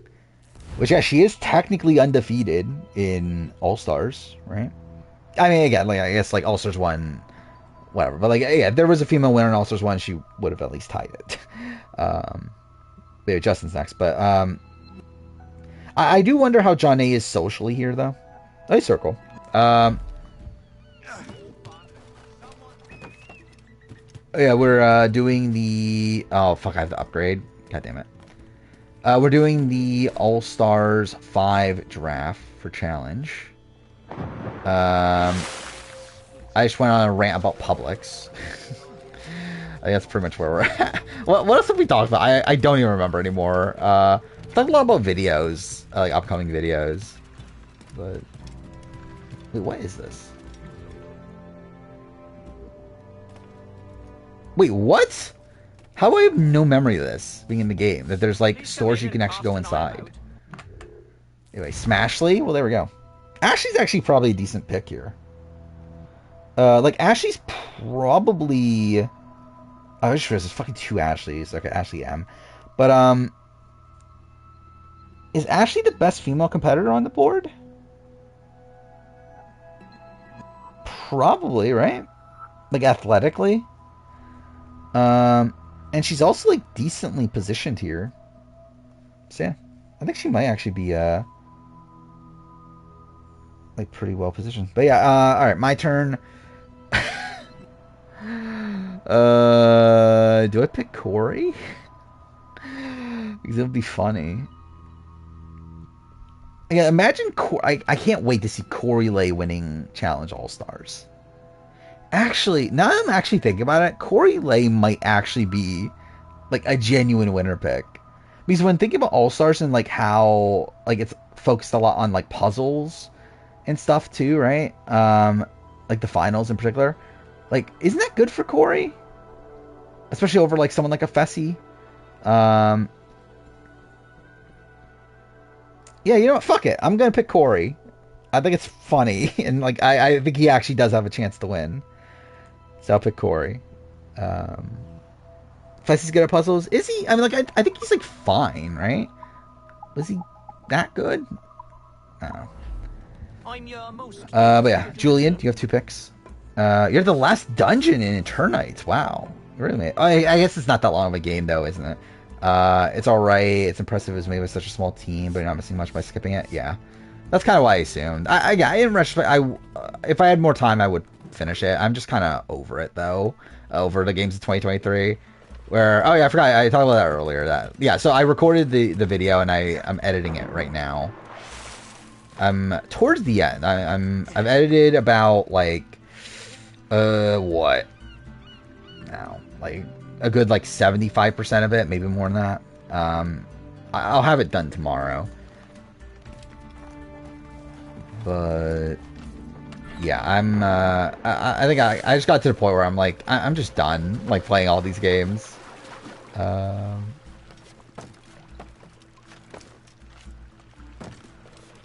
Who's the person who's probably going to be on 50 that I'm the least looking forward to? Yours, Marianne.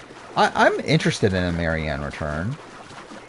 I think it'll probably end up going the same as a lot of her recent appearances have gone in other like games, which is essentially a like late game boot, but one that's like well connected early on. I think that'll probably be Marianne. Where I don't think Marianne will be first boot if she plays again. I think she's too well connected for that. Actually, is Julian still here? I assume Julian. I mean, Julian was literally here like 5 minutes ago or whatever. Yeah. He's still in chat at least. Kellyanne and Shane. Interesting. So Kellyanne is Kellyanne the second best female competitor? Maybe it's John Hay, but I guess like of the women that are left, she's probably the best female competitor. So that is a good pick. Shane, I'm just a bit unsure about. Like Shane is a decent competitor, but like he's never been like the best competitor on any season. But he is well connected. I wonder how this season's gonna play out though. Is it gonna be like Lavender? Is it gonna be the Lavender Ladies versus like Vacation Adjacent Alliance? Or are they gonna like work together? I'm trying to remember actually. Is like does Ashley have any relationship with like Fessy? Or like Amber B?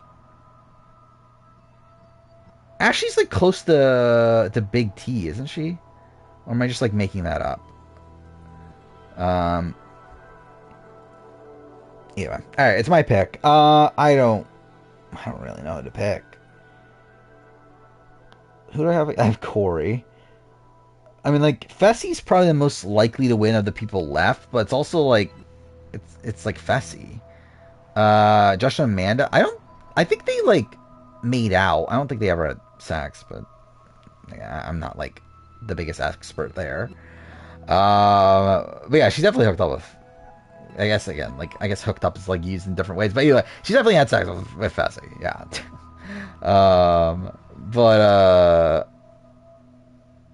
But yeah, like if Amanda was there, then I would say okay, like definitely connect them, but she isn't. So I think there's like less connected tissue there. But I guess like Ashley did do 3 seasons with Fessy, right? 2 seasons with Amber. Yeah, I mean like she should have connection to those people, you would think.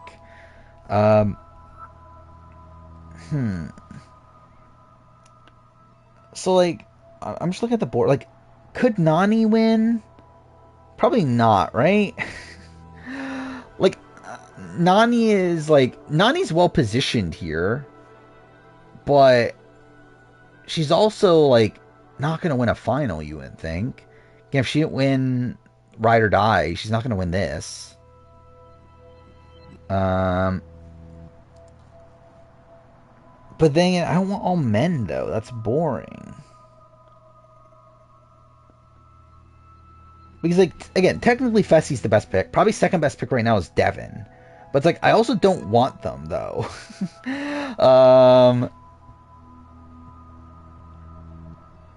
Is Melissa an okay pick? Or actually is Sylvia? But Sylvia's kind of boring. But like also Sylvia might be the best pick left of the women. Means like Nicole Zanata's never winning a final. Anise is not fucking winning. Modern Veronica's not winning anything. So I think like when it comes to the women's side of things, it's what Ashley, Kelsey, Melissa, or Sylvia probably. But I don't know how Sylvia would do in a final. I guess she did she did well in Final Reckoning, right? Like she theoretically won Final Reckoning.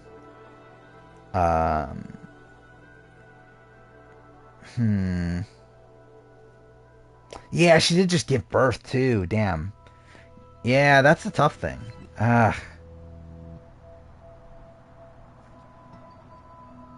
Should I go Melissa? Jenny West is on. Yeah, this will be a steamroll. If Jenny West is on, this season's done. Just give Jenny the check and probably give like, I don't know, Fessy or whoever else the check too.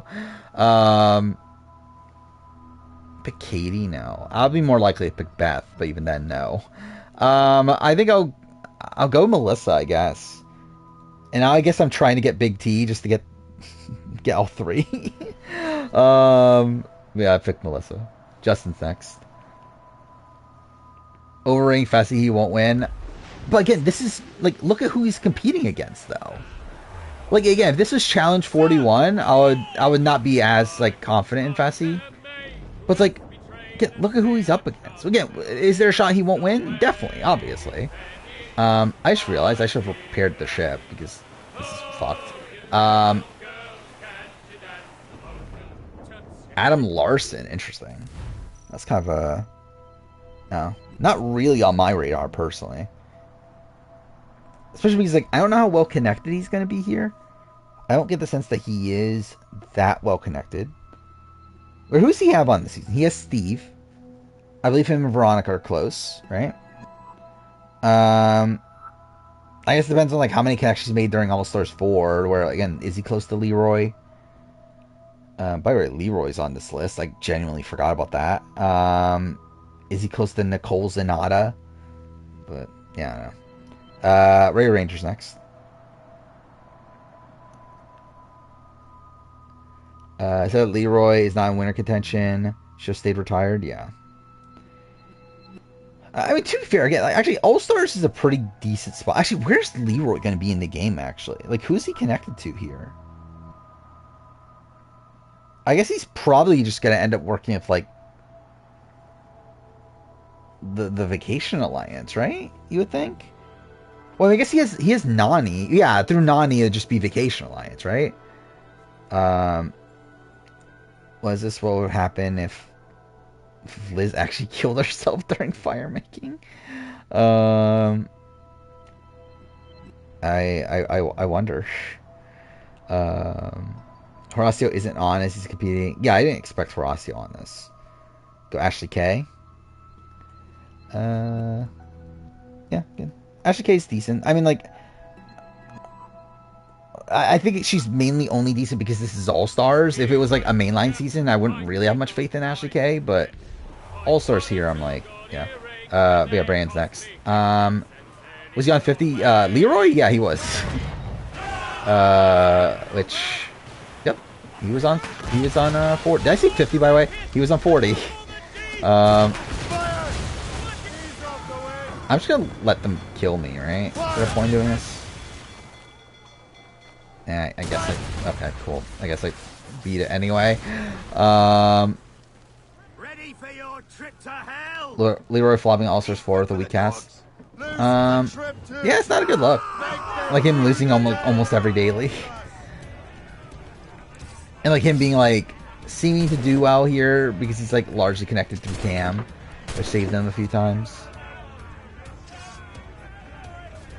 You want a woman, but they all suck. I mean, I think you should clarify that all the women left on this draft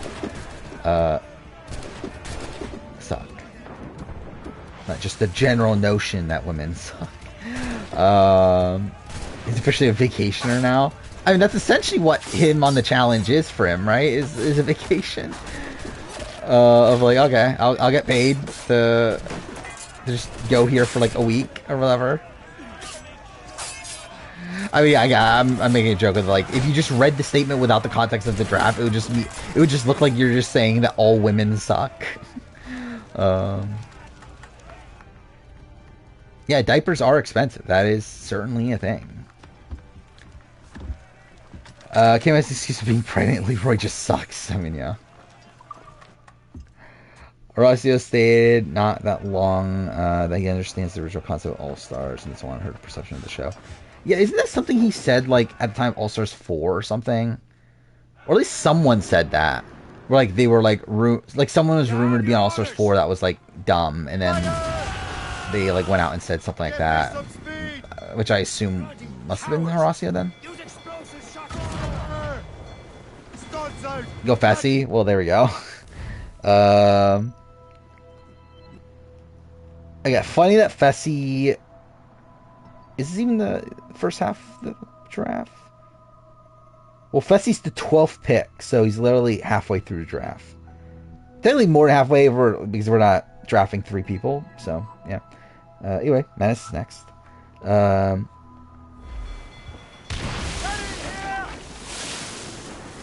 The fact that we used to think Leroy was the West Banana CT that never was. I mean, I don't know if I ever thought he was that good, but like, obviously I did think he was the player that like had this like untapped potential.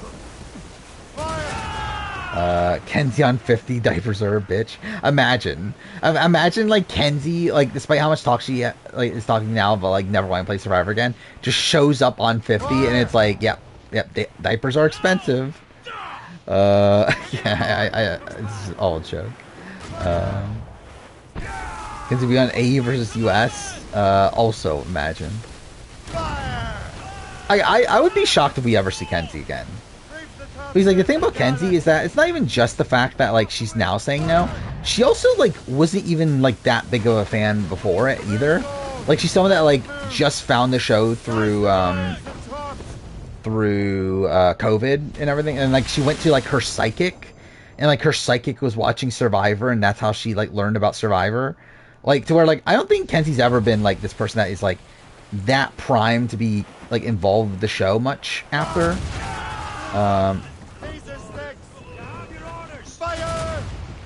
Hey, how you had to pick Fessy? I mean, you didn't have to. Ashley Kelsey already got picked. Yeah, Ashley Kelsey got picked like 2 rounds ago, or 2 picks ago. Yeah, people you have left are Anissa, Beth, Big T, Devin, Katie. I was like seeing Katie's name and saying Devin. Right. Leroy, Nani, Nicole, Sam, which I forgot Sam was here. Steve, Sylvia, and Veronica. As much sail as you can. Sylvia, yeah. I think that's the right call if you're trying to win at this point. Which, again, most of these people at this point are not winning. I mean, I guess the other person would be Devin. But it's also Devin. But yeah, biggest party's next. Sam never lost season. I mean, that is true. She's going too soon, though. Imagine Sam wins this season, though. That'll be so funny. Really, there's like so many people that would actually be pretty funny if they did win.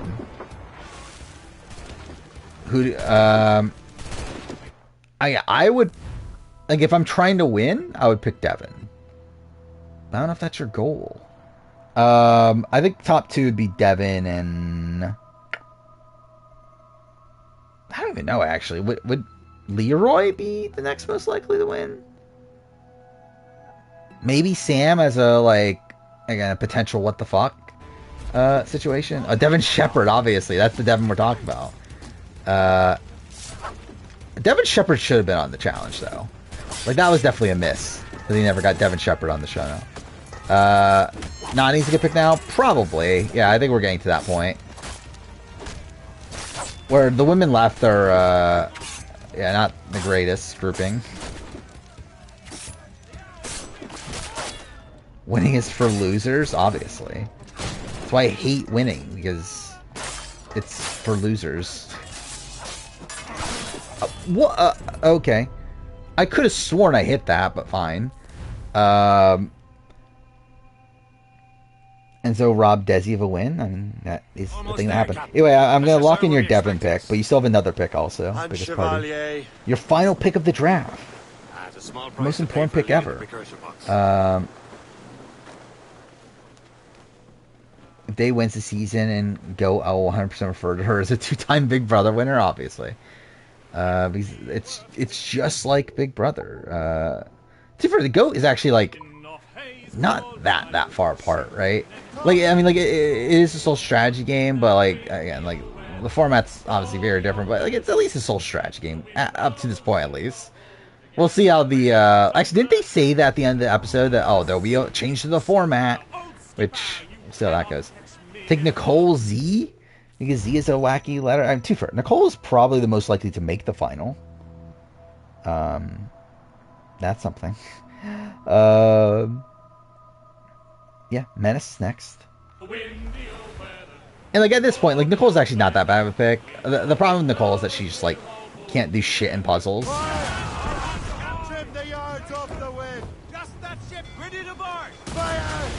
I kind of wish Dan would have never corrected Phaedra when she called him a two-time winner. I mean, it is funny how that was just, like, a thing they were talking about in the Trader's House, though, is how Dan's a two-time winner.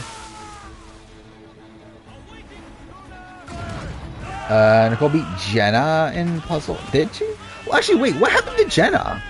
Wasn't Jenna rumored to be on this cast? Like, before, like when we were, like, in the early speculation thing? It's like, what happened to that? I actually just genuinely forgot about that. Like, Jenna was supposed to be here, wasn't she? Wasn't that, like, one of the first, like, names we heard of who was on this season was Jenna? Yeah, I mean, yeah, that's pretty likely.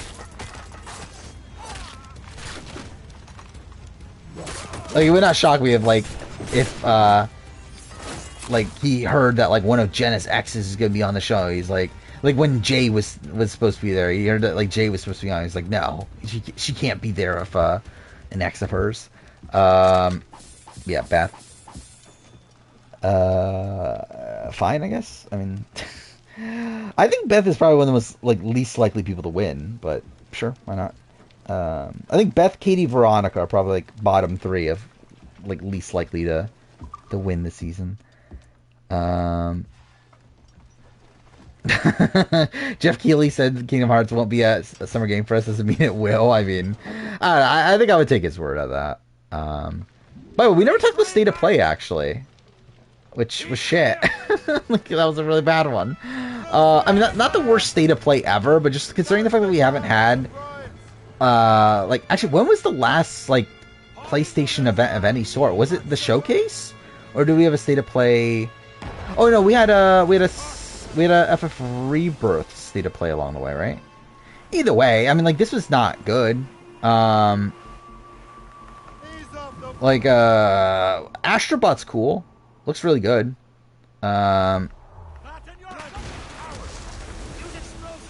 Biggest part. Wait, what? Biggest. Yeah, right. Oh wait. Oh, they. Wait, no. Yeah, the biggest part didn't pick Veronica and Nicole. Big Devin and Nicole, right? Wait, did he pick Veronica? Wait.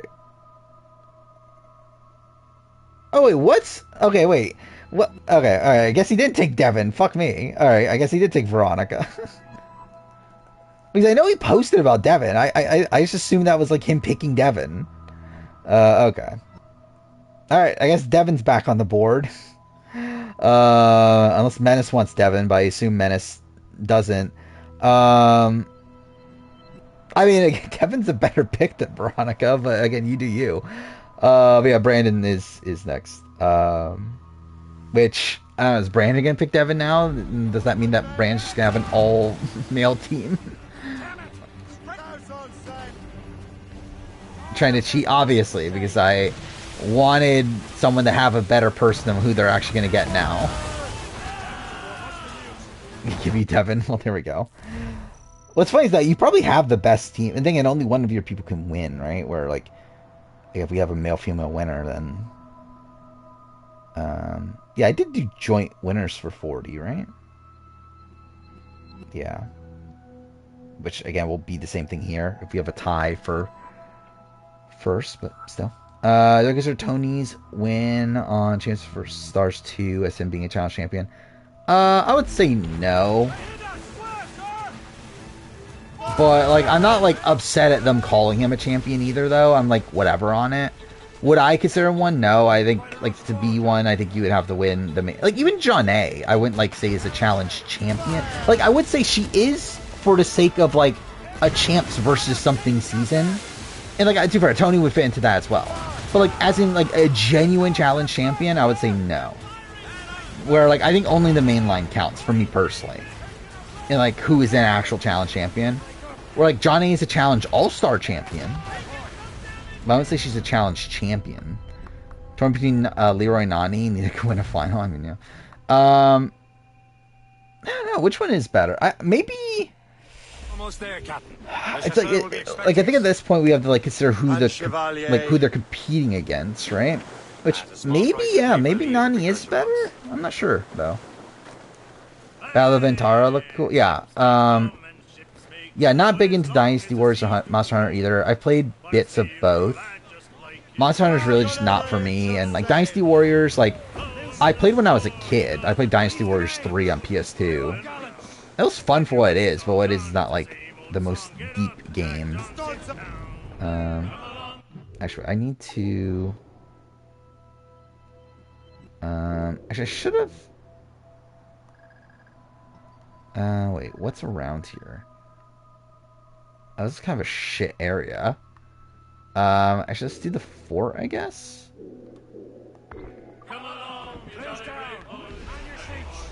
Consider Naya as an access to finalists. Why though? She wasn't.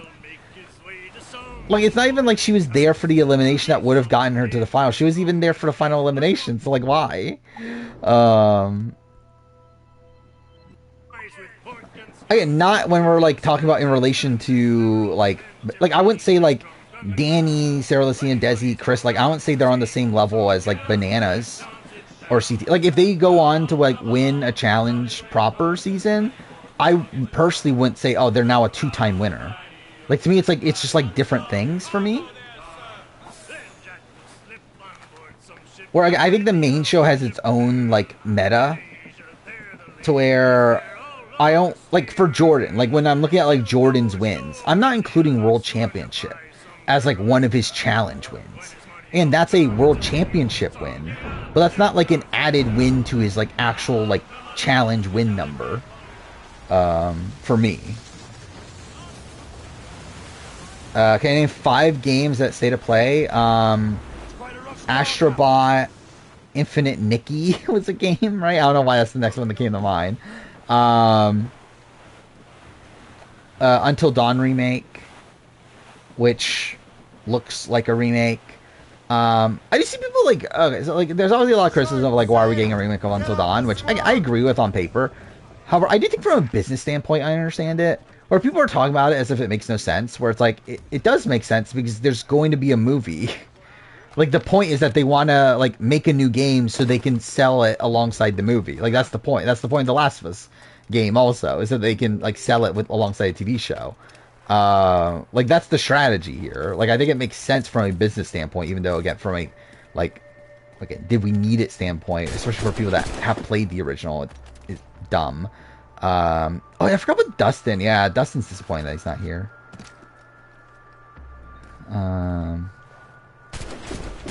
Alright, so you're picking Nani. Which... yeah, again, that's fine.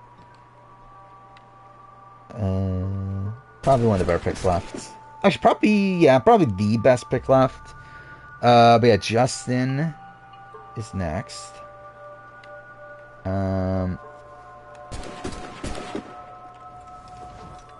Oh yeah, actually, yeah, if Dustin was here, Frank, that would be pretty insane.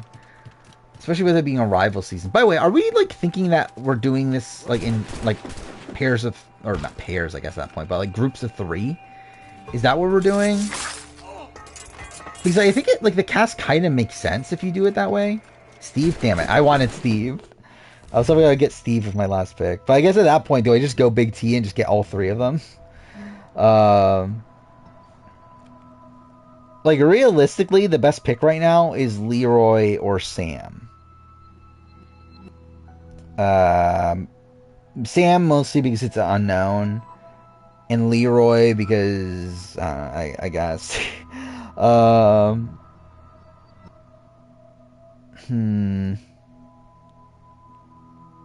Yeah, my face is out there. I just haven't done it in the channel or whatever, or on stream. Yeah, I'll pick Big T. I don't really care at this point. None of them are going to win anyway. So yeah, Julian has your final pick. The final pick of the draft. But Leroy's fine on All Stars 4 for me. I mean, like, I think he has some, like, fun confessions at points. I do think he's been, like, kind of overshadowed by Cam for a lot of their content, but also, like, it feels like we've just gotten so much, like, Cam and Leroy personal content that it feels like a bit overboard for me. Pick the Inferno Queen. I mean, she is certainly there to be picked.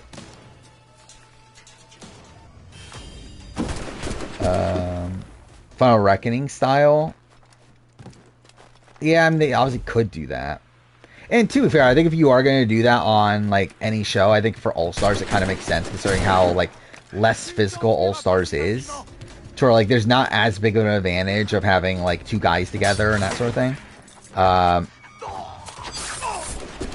So, like, they could get away with it. However, I just never personally liked it. I would rather have it be even gender-wise, but whatever. The Smoking Queen as well? Sure. Wait, what was I doing here? Oh, wait, I went to go to this. Yeah, I'm being dumb.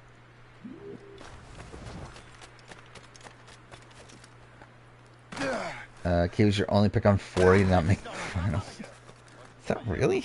Like, did that really happen? Where is your team? Holy shit, that is the... What the fuck? That's actually really impressive. But... yeah, so... Are you, like, imagine Katie actually just makes the final. That'd be pretty mind-blowing in itself. So yeah, that means that the chat gets Anissa, Leroy, and Sam, which... I think Sam actually has, like, a level of potential here. But... yeah, again, it's fine that she didn't get picked. Yeah, there we go. There's that draft. I'll probably make a spoiled thing like I did with 40, to where we'll follow the results on that. Too fair, I don't know how much there really is a point, considering it's like, it feels like most people in chat are spoiled anyway. To where, yeah, I don't know if there's a point in even trying to like hide spoilers, but whatever, I'll still do it, I guess. I mean, your team's pretty strong. It's like pretty much all of like of men that could definitely win. It's just like not the most likable group.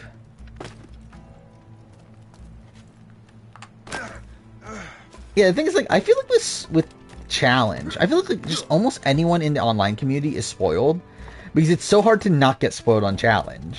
Like, you just go on, like, if you follow like Challenge Twitter and everything, it's just like so openly talked about on Twitter. Like, I can't do anything. Oh, well, great.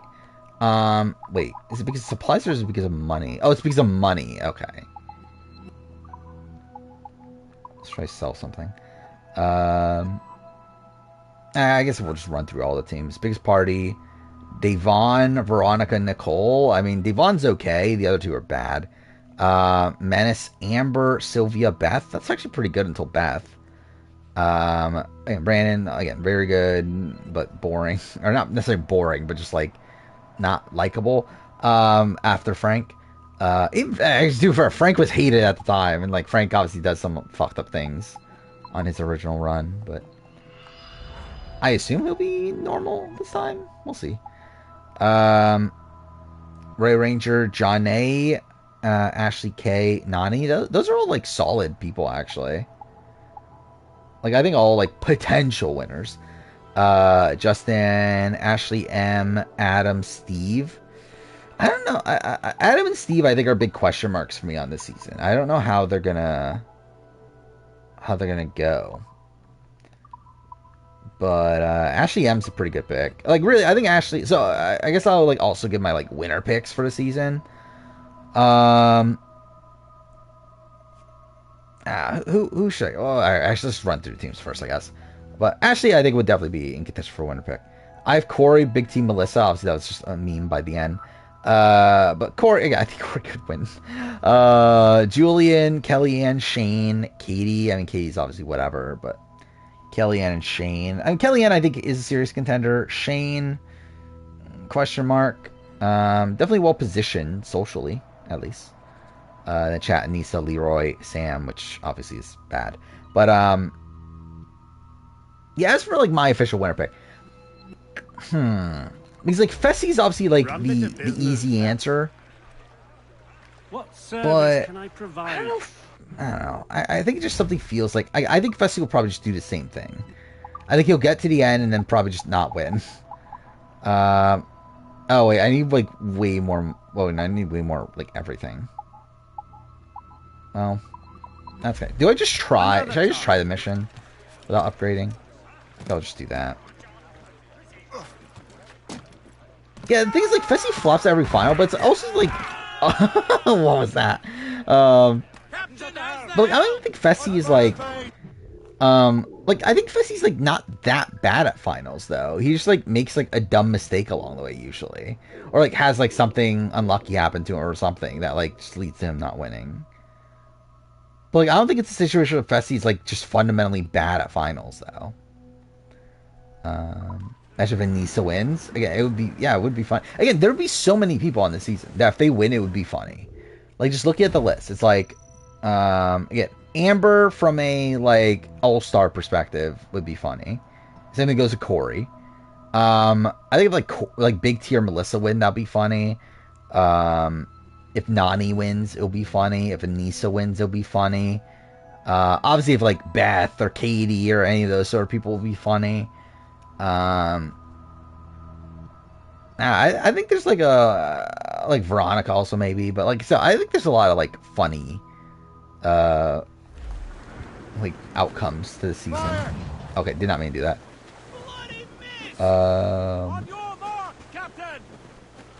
Finished Tales against Sarah, good story, solid gameplay, probably would be cathartic. for people in certain headspace. Only real downside or overuse of death traps. Okay. Yeah, I'm excited to play Tales of whatever it is at some point. I know that it's actually been discounted to $15 for the month, which the reason for it is sad, but like again, it is being discounted. Where like I'm considering buying it just for the sake of it. Will I play it now? Probably not, but I'll probably buy it, and then like I'll play it by the time I make the 2024 video. Which, by the way, also, like, Abu Crystal Lim's been getting, like, a whole bunch of hate online, from, like, racists over the game, which is so weird to me. That this is still a thing that, people have to deal with, but whatever, I guess. But it's, like, because of that he's, like, talking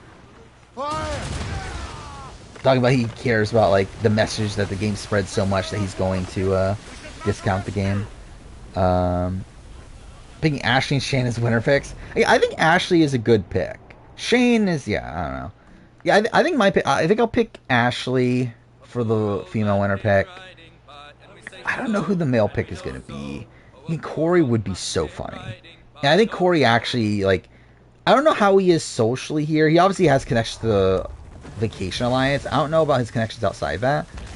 But again, if he is paired up with like Big T and Melissa, then like that's obviously good for him to where they can't. Well, I mean, I guess it's good and bad. Like it's bad. Like if it's him and actually that's the thing also. Like, are they gonna win in pairs and stuff? If he's paired with Big T, he's fucked, right? But like if he's paired with Melissa, I actually think they could potentially win. Shane's great at puzzle. Oh, actually, I forgot about that. Yeah. And yeah, he's still in good shape. Company name Sweet Baby Inc. Working on games to become a boogeyman. Wait, what is that?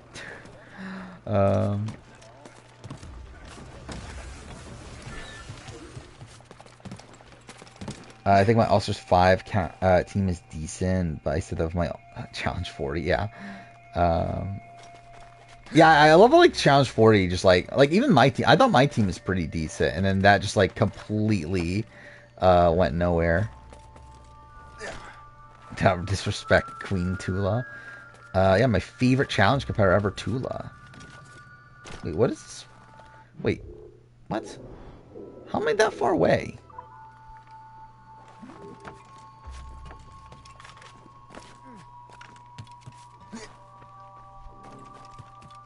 Oh, they helped with it?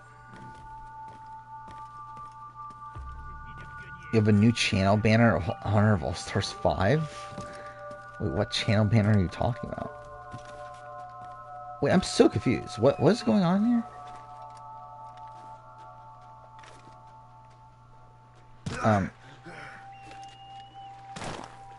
Wait, did the game glitch?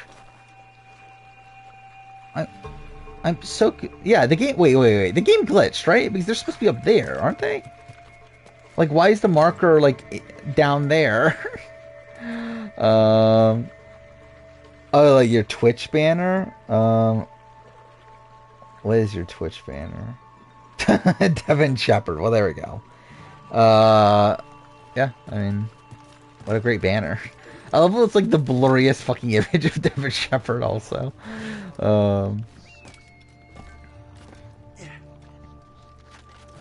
Big Team Melissa got Corey to shop during the reunion. I mean, that's about expected. Especially from someone like Melissa, who you probably can't, like, not get the talk. I don't know what should I say there. But anyway, yeah, like, obviously it would be difficult to out-talk Melissa, I feel like.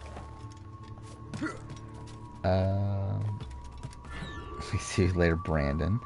Okay, yeah, we'll just do the mission, right?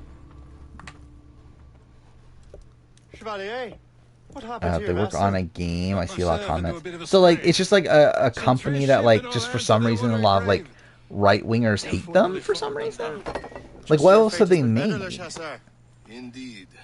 My sources inform me that Samuel Smith has searched far and wide, looking for answers on how to make that strange box work. Okay, so I'm, like, looking at their, like, wiki page. Oh, thank God, it's made by fucking former Ubisoft devs. Thank fucking God, my favorite. Fucking love people that, Oh, Remember those that used to work at Ubisoft. Well, I had an engineer build that. Okay, so yeah, they consult on video game narratives during development to promote diversity, equity, and inclusion. So that's fine. Worked on Sable, God of War Ragnarok, and Alan Wake 2. Holy shit. Studio became the target of online users who claimed it promoted a woke agenda. It's just funny to me whenever someone uses the term woke. I'm looking at list of games that they've worked on is so funny because like you literally see the two games Alan Wake 2 and Suicide Squad right next to each other on their list of games, which probably would never in any other spot be next to each other. Crumble flavors of the week. What we got? Chocolate chip, coconut cream pie, chocolate milkshake, that could be good. Brookie, never had a Brookie though. Like a half, like chocolate, half cookie, half brownie. But yeah, pink donuts. Is that just a sugar cookie? I guess pink glaze on it. Seems fine. Cinnamon roll. That seems fine. I think I would go chocolate milkshake, then cinnamon roll. Then after I'm like, I don't know. I guess Brookie, then chocolate chip, then donut, then coconut. I'm someone that hates coconut. Concept of Brookie is stupid. Yeah, I've never tried it, so I wouldn't be opposed to trying it, but I'm not like I'm not like dying to try it either. Any other complaints is that they censor games? I mean, like I don't know what they actually do, but like, I mean, the sense that I get from this is that they just like it's not them censoring; it's more so them promoting diversity, right? Well, like looking at the games that they like wrote for, I mean, they're all games that like have like POC representation within it, right? Like Alan Wake 2, obviously you have Saga as a main character. So yeah, they worked on characters / sensitivity reading. But yeah, Spider-Man 2, obviously you have Miles. Ragnarok, you had oh my god, what's her name? The girl that Atreus ends up with. Captain? Anyway, I mean they're all like games that like have diversity in it to begin with anyway. So I guess like to the people that are calling it woke, it's like, oh my god, they're forcing diversity down our throats. But yeah, Besides, they worked in Go By Volcano High though, which is funny. And I'm sure that is no exception. Also worked on AC Valhalla, thank God they worked on AC Valhalla. Morgan now has a ram cut through ice itself. I have heard of such Yeah, I don't know anything about this company, but just like knowing the games that they worked on, I don't get the sense that they've really done anything, like anything negative, I should say, for the product. I think it's just racist, being racist. I think it's funny your biggest prize only follower on Twitch. Yeah, how many followers do people that don't like stream that are here have? I don't think I've ever like once considered like following someone that doesn't stream. So like that even like come across my mind as something you could even do. I forgot about the puckle gun in this game. I don't know why I did this. I'm an idiot. This isn't even what I'm supposed to be doing.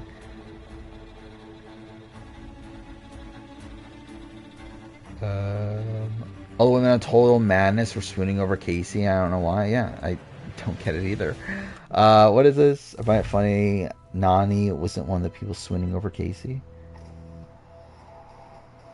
Yes, this is in the preseason for Total Madness. Who is Jay? Who is Asa? Who's Casey? Who's Bailey? I forgot fucking Bear was still on the show at that point. Bingy's girlfriend, Jazzy Jeff. Jazzy? Okay, yeah. Where was it? You said 3 minutes something, right? What was it? 3:11. Alright. Really like her? She's probably the coolest chick besides Casey. Casey, I don't know, she is so dope. Everybody in this house wants to go out with Casey. I'm sorry, Jordan. Everybody in this house wants to date Casey. Casey's so pretty. I think Casey's kind of hot, actually. Casey is like the hottest girl ever. She is so hot. She's just so hot. Casey is exactly Casey's just so hot. I fancy. I can see exactly why Casey won her season of Big Brother. I feel like as soon as she walked in, everyone was like, hey, I like you. But she's like family. I met her family and I know all of them, and she's just a genuine girl. Jen might be a little nice. Okay. Cool, then we get the fucking Jen. You go from Casey to Jen, thank God. I like didn't even know that was really a thing, that people just found Casey attractive. That like never even came across my mind. But I guess that's just the thing. Okay. Game. Like, well, I fucked this up already. You have 2 followers, but he did Minecraft and SimCity streams a couple years ago. So that's something. I wonder, like, if I just stopped doing the channel, how many subscribers would I have, like, a year or 2 from now? Like, I do wonder, like how many people would unsubscribe? Because, like, again, how many do I have right now? The game collection, like, game pickup channel, I used to have almost 500 on that one, but I believe now it's, like, down quite a bit. Like, to, like, maybe, like, 300 or something? How many's on here? Ooh, not even that. 257. Holy shit. It's like half that channel's subscribers have left in 13 years. Or not 13, 9 years? When was the last one? Yeah, 9 years ago. These thumbnails are so funny. I actually generally thought this was like good graphic design at the time. Whatever. Have 3 followers and never stream in your life. I mean, I assume that, like, there are probably people that, like, you talk to in chats, right? I assume that's how you would get followers, from not streaming on Twitch, right? I guess there's no way to, like, look at it from my point of view. What is this? Oh, just a picture of Casey. I mean, yeah, sure. Why not? Yeah. Not my thing, but I guess it's other people's thing, right? There he is. Most fortunate timing. Lady Luck never. Oh, fuck me. This is a fucking tailing mission, too. Give chase. But hold your fire. We must not. He's just so hot. I mean, I guess Nani thinks so. Can't go any faster. At least my ship is still seaworthy. I just realized also, it's funny how, like, Casey and Nani have been on recent seasons of the show, and they're, like, not even on the same season anymore. Which, thank God. Like, thank God that's the case. Like, I think that's, for me personally, I think that's for the better, to keep, like, not Casey and Nani separated. Where, like, I think if they're together, they'll just have, like, such an easy ride to the end that's boring. Because they just have, like, they're just way too well connected to go, like, anytime before, like, the tail end of the game. Which, to be fair, is, like, a similar thing with Cam and Leroy, but, like, even then, like, obviously we see, like, half the house, or I guess not necessarily half the house, but a decent chunk of people being, like, targeting Cam by the end, to where, like, I don't know if that even ever really even happens with Nani and Casey. Look, he's cutting through the ice. It seems you're not the only I don't usually have the time to make videos I want to do. I usually just do YouTube streams, talk to... Yeah, I mean, yeah, and that's... Actually, in reality, is that way I should have done it? I think maybe that's how I should... Like, I should... Yeah, I think a way that I could have done it that would have made the process easier is, what if I just streamed with a specific topic in mind, and then just edited down that stream, and that would be the video. Like, I think that would have been a more productive way of making videos, but at this point, oh well. I'm not gonna do that, like, starting now, but... I'm fucked. Yeah. I do need to upgrade, I think, which is annoying. What? Wait, what? What is even going on? Game? Oh, they board. Oh, I forgot about that. That's a thing in Rogue. I forgot that enemies can board you in Rogue. I completely forgot about that because that's not a thing in 4. Watch Kenny. Imagine Kenny Clark on. Imagine they were like, you know what? We can't put Nani and Casey together. That's too much. We gotta put Kenny though. Kenny and Nani. What a duo. How'd you see your followers? Yeah, like I think I know you can check your own followers. It's through actually, how do you find that? Wait, I'm just going to Twitch itself. Oh yeah, so if you pick your click your profile picture in the top, there's creator dashboard. So you go there. Then which thing is it under? Go to community. So on the left side there's community and then there's followers list. That's where you can see. So yeah, like I can see like all the followers to the channel. I believe they're all in chronological order. Which is what makes like looking at, which is like there's no way to like reverse that either. So it's like to actually like look up the first followers like a pain. You know, I believe it's like someone that just like never shows up in chat anyway. Like actually I believe I got like 3 followers before I ever streamed. Where I guess just like people just somehow found the account. I don't remember if I linked it on somewhere or something. That probably is how. But I had like 3 followers before I even did anything. I'm actually trying to look at who's the first follower of this boy, but it's just taking forever. Because again, this just takes...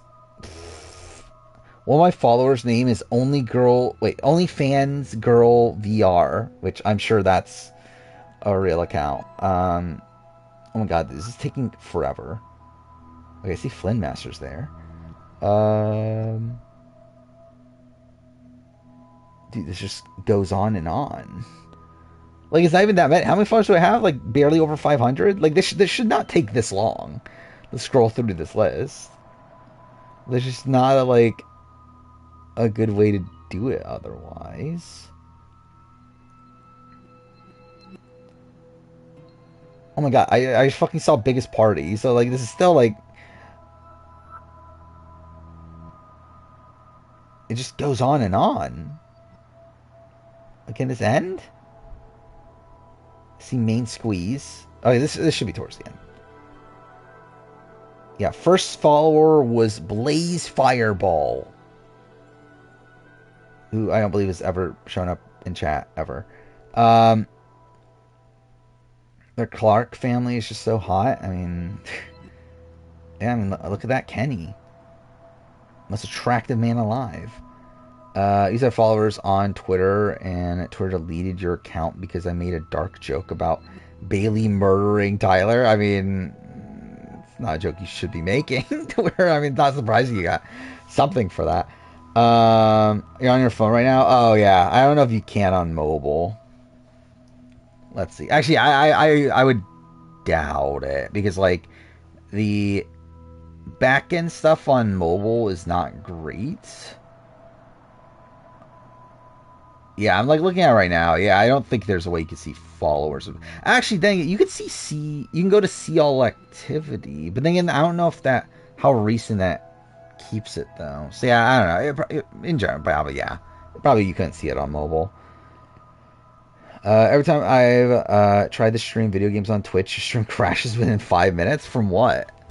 Like, is it from like are you streaming? Like, are you playing games on your PC and like your PC can't handle it, or is it like your internet's not good enough, or like, yeah, like what's causing the stream to crash?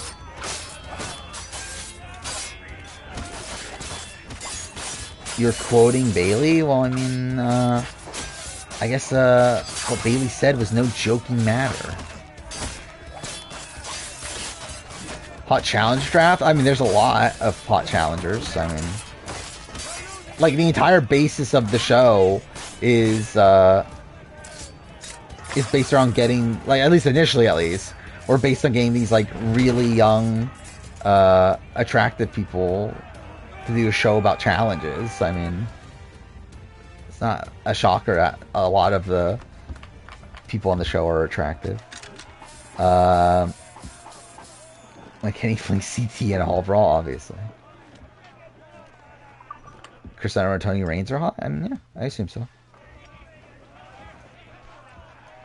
I always find, like, I don't know, like, for me, it's like, obviously, like, I've never been interested in men to where, like, I don't know, I never, like, actually thought about it, really. Of, like, who's, like, an attractive guy. But I could see the appeal to Chris Underwood, for sure. Tony, for me, just comes off, like, a bit douchey. To where, like, I don't know if I would be, like, into Tony. I see you later. See you later, biggest party.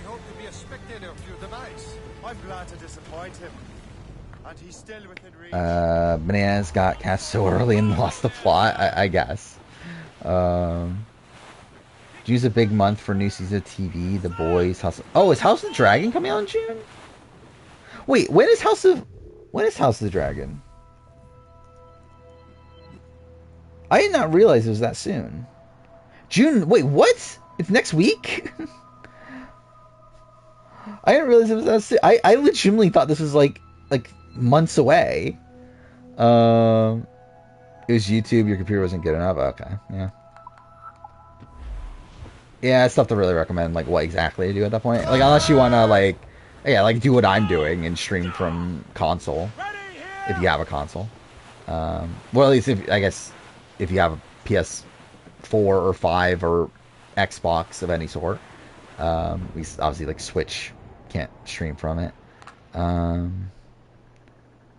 think Parvati and Angela BB20 are hot. Yeah, they are.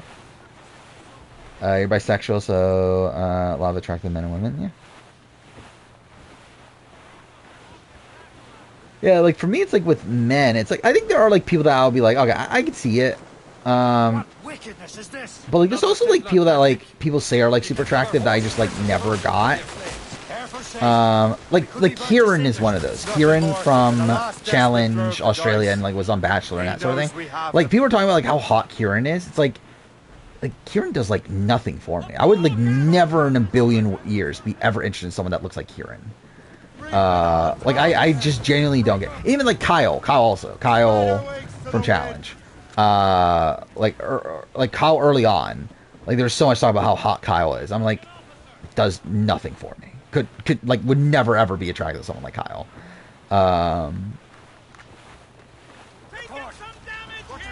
Don't have Max in Canada. Really? There's no HBO Max in Canada.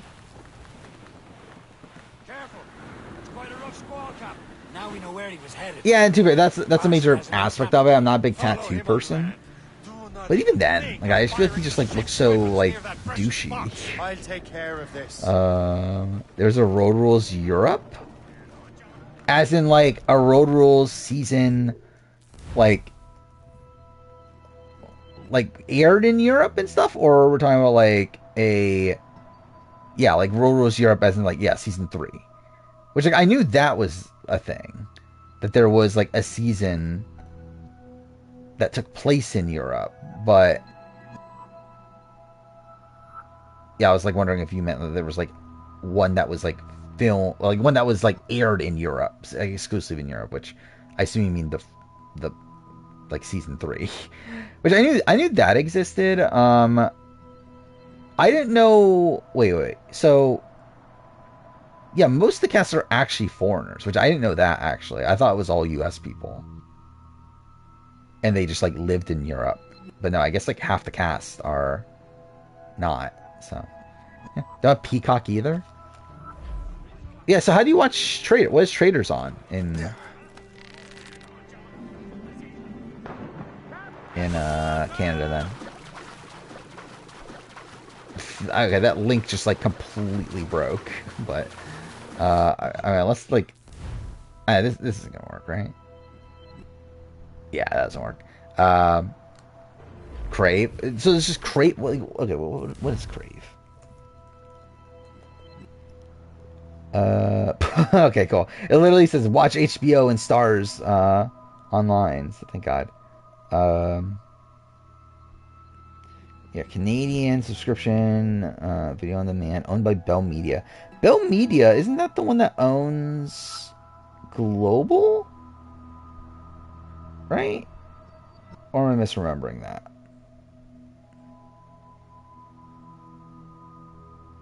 I mean, I could just be completely wrong. I don't even know. Whatever. Yeah,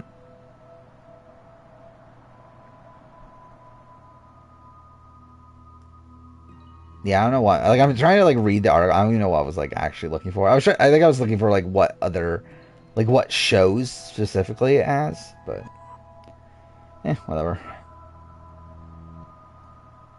Going through the main contestants categories and was so confused that there was a non-American pre-challenge global.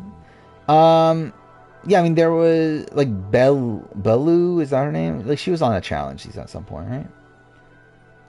Which I guess through that I should, and like knowing that she was a foreigner, I should have just expected there to be foreigners on Road Rules Europe, but I think I just kind of forgot about that. Looks like plastic in this.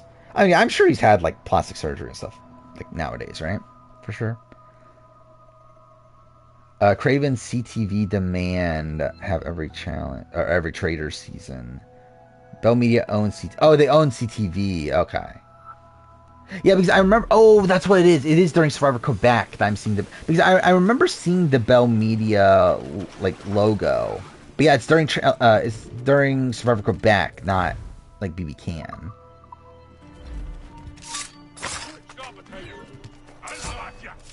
Amber from Survivor is Amber's never really done much for me personally, but I can see why people found her attractive, obviously.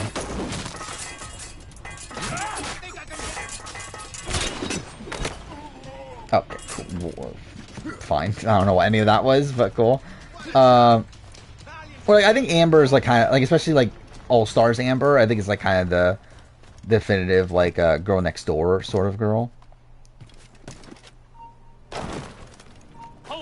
Remember Paulie said he was gonna mess Kyle's face up so he won't recognize his face before all the surgeries. Yeah, I remember that quote. Remember when people would actually like threaten to beat each other up on the challenge? I think it's been a while since we've gotten something like that. Artifact.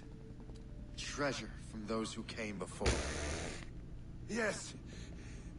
This is gonna be such a funny game to make fun of. Like I'm actually excited to make this retrospective because I just want to make fun of this game. It's funny how like people actually like genuinely praise this game as being like one of the darkest Assassin's Creed games when it like the entire game's just a fucking joke. But Media started doing some job cuts, so we'll see how that affects the shows. Yeah, hopefully. I mean, like, hopefully it doesn't, like, play major... Also, it's like... I mean, the shows they have are Amazing Race Canada and Survivor Quebec, which aren't the greatest shows to begin with, so it's like... oh, yeah, did we ever get word of, like, what's going on at Traders Canada? Because, yeah, you would think that would be, like, full-on confirmed by now, but it doesn't feel like we have that. Jerry from BB3 is hot, obviously. That's just a consensus. You forgot Drake Bell was on the challenge? That was a thing that happened. And didn't, like, Kayla say that, like, Drake Bell was her, like, childhood crush, and then, like, after the fact, talks about, how much of a creep he is? Yeah, that's what I'm saying. Like, I know they own Traders Canada, because, like, I know it's on CTV, which is why I'm saying that, like, yeah, is that, like, part of the reason, maybe? Is it like, are these like layoffs maybe a reason why they haven't like full-on confirmed Traders Canada?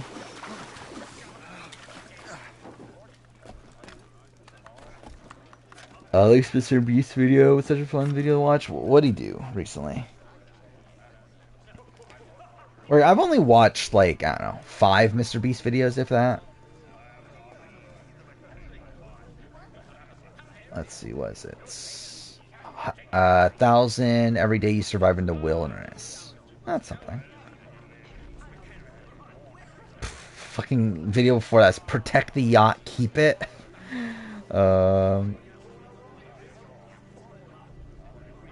I haven't watched the video since the ages 1 through 100 decide who wins.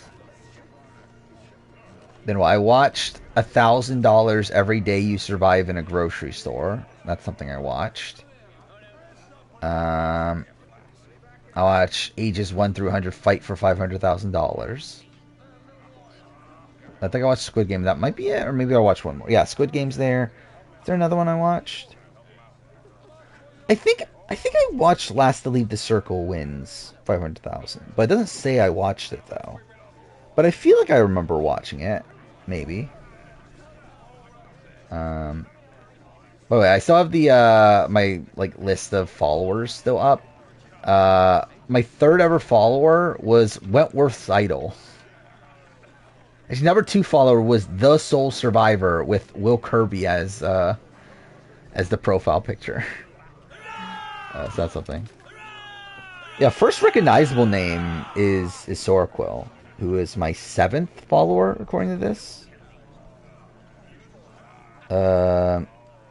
Engine Twitcher is my 8th follower. Survivor Cal is my 9th. Bryce is my 10th, thank God. Bryce squeezed in there in my first 10 followers.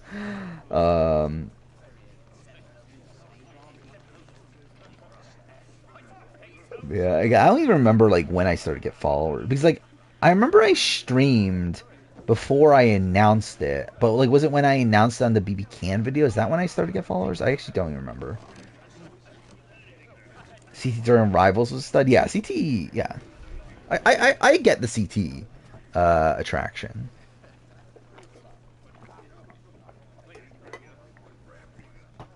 Best thing you have access to is PS3 and original Xbox One. I mean, Xbox One. So PS3 you can't stream from, but Xbox One you can stream from if you really wanted to. I believe so. Again, like to be fair, I have never tried it. I don't have an Xbox One, but I believe that's the case. It's dead. Because I believe it's the same as Series X, but again, like as you've seen from the streams that I stream from Xbox, it's not as like stable. Or even outside of the mic issues coming from me having to use a worse mic, like even like just naturally, like Xbox streams are just like a lot less stable seemingly. Where like outside of internet issues, I feel like streams go pretty well. When I stream from PlayStation, I feel like you don't see anything usually from the console's end causing issues. Where it feels like when I stream, like even when I was streaming from Series X, like there was just like random points where there would be lag. There were points where like audio would just be choppy, not seemingly from my mic, just seemingly from the fact that stream was choppy.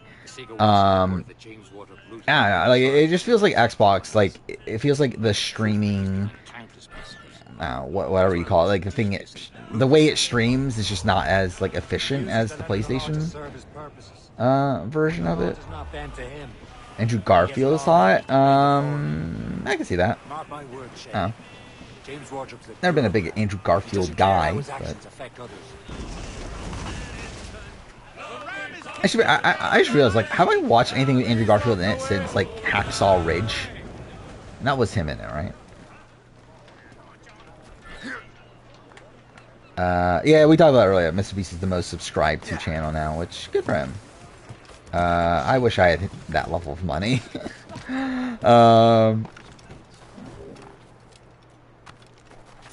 Like it is actually insane when you think about like just how rich Mr. Beast probably is.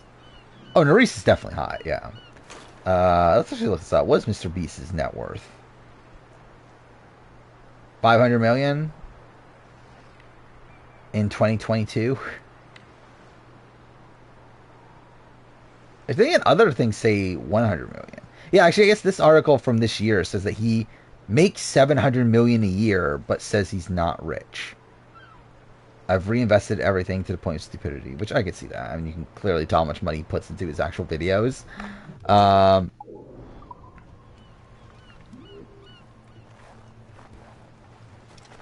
yeah, I think of like modern challenge people, like people that have joined the challenge within the last like couple seasons, I would say Nerys is definitely the most attractive of those.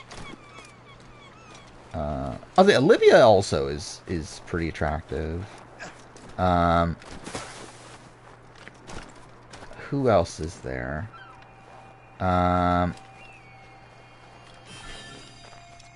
am I just blanking on the person? I found like Mariah attractive initially, but I feel like the more time goes on, I'm like, I think I'll pick other people. 100%. Men-wise, I could definitely see the Horacio, like, attraction. Raven's fine. She's not, like, my favorite, but, like, yeah, Raven's still attractive, obviously. Actually, let's look at Battle for New Champion. The greatest season of the challenge ever. Which obviously, great, we're getting to the point where we're objectifying women on stream, but still. Yeah, so like, yeah, Nerys I think is very attractive. I think Colleen's very attractive. Berna. Yeah, Mariah I found attractive at one point, and at this point doesn't really do much for me. Olivia's attractive. Michelle's kind of the same thing as Mariah, where like, I used to think Michelle was really attractive when I first got when we first saw her on like Ho Wrong and everything. That's part of why I picked her as my winner pick. Now I don't know, she doesn't really do much for me. Yeah, obviously, yeah, perfect time. Zara is fine. Not really my type, but she's fine. Raven, yeah, Raven's good. Melissa's very attractive. I wouldn't gel for personality wise, I don't think, but like, and just attractiveness, yeah. Big T, yeah, Big T's fine, yeah. Hui's attractive, I mean, just standard stuff there. Jessica's also okay, yeah. Alright, let's objectify the men, because we're doing this, might as well. Yeah, Emmanuel is another one that, like, I don't get it, to where, like, it seems like everyone's, like, frothing over Emmanuel on this show. I don't fucking get it. Like, Emmanuel does nothing for me. Like, I could never see myself being attracted to someone like Emmanuel in my entire life. Corey Lay's fine. And, you know, I'm not the worst pick in the world. Jay, I think Jay's kind of on and off. I'm like, oh. Like, I could, like, if people did like Jay, I'd be like, okay, yeah, that kind of makes sense, I guess, but I don't know if he'd be, like, my type. James Locke, Horacio, again, I get it. Kylan, I get it. Ed, I get if there are people that do like Ed, but I'm also, like, not really for me. Asaf, Callum, I kind of get it. I don't love the face tattoos, though. Like, that would fucking bother me. But yeah, outside that, I would get it. And Kieran, I don't get it. Huey's Huey. And then Chauncey, yeah, I mean, again, it's Chauncey. Like, I get it. And obviously, like, he has entire, like, fucking, OnlyFans backing to support that.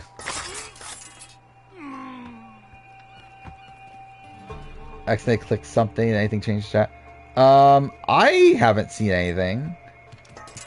But also, I accidentally closed chat and then reopened it a second ago, so I don't know if something happened in that, like, second that I accidentally closed it, but, this is official.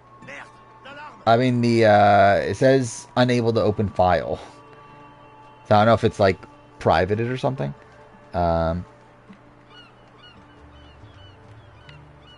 Oh, here we go. Okay, I got it. This is the guys. Bruno is on this list. I've never once thought about Bruno. But that's more so by me just not thinking about Bruno. I'm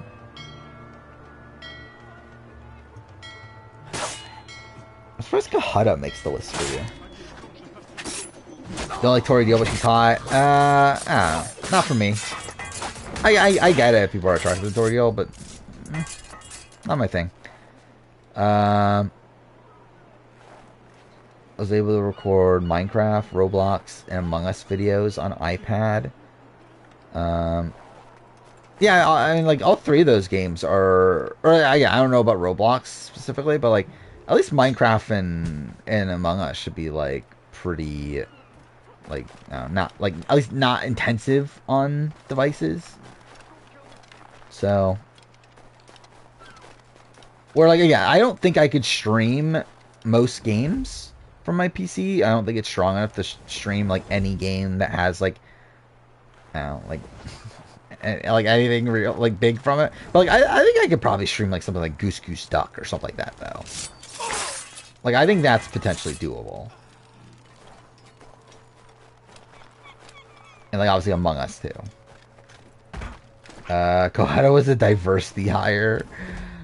Sure. I just Michi majorless. I've never once thought about Michi being attractive. God damn it! I was gonna like add this to the draft thing. I'm just gonna add it to the hot men list. I'm just not gonna bother making a new spreadsheet for about. Yeah, I posted it to the Menace's hot men list. Michi has OnlyFans. Well, I mean, good for him, I guess. Yeah, who else is on this? Yes is on your list. I feel like that's also really random.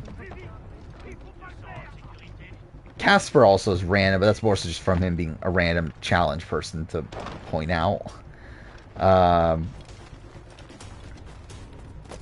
Everyone else I can see. But yeah, a couple random people there. Actually click one of the options at the bottom of the chat box when I drop the mouse. Yeah, I haven't seen anything from that, but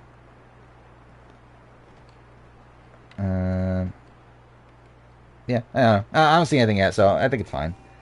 Was Colby so popular because people thought he was really handsome? Australian Outback? Yeah. I think that's definitely a major aspect of it.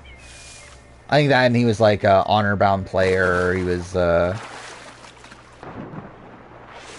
he was the antithesis to Jerry, and people didn't like Jerry also. I think there's a lot of reasons.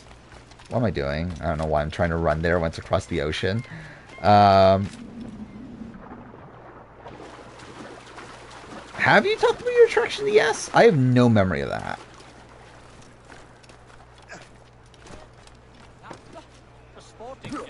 Like, I feel like Yes is like one of the most random people to say like, oh my god, like my biggest challenge crush is Yes. Oh my god. Wow, what a masterpiece. There we go. Let out some sail. Show on video. Wait, I should do a video on the video game I made. No, I mean that's not a real game though.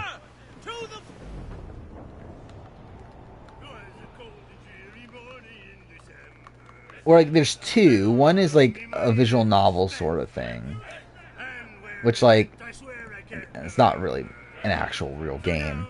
The other one was one made in like Game Dev Tycoon or something. That again was like a presentation and actually, what was the actual class?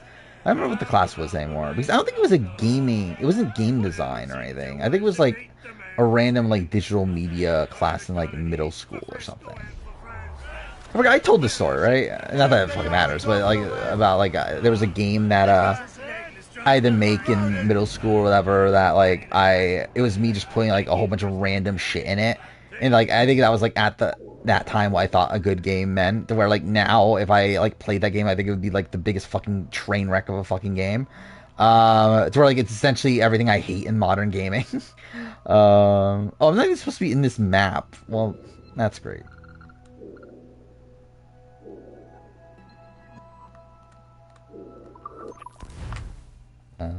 Don't disrespect my man, sure. I think Buster Robb is attractive. Earlier seasons, I can see it. I don't know if he would be like, I don't know, a guy I would be into, but I could see it.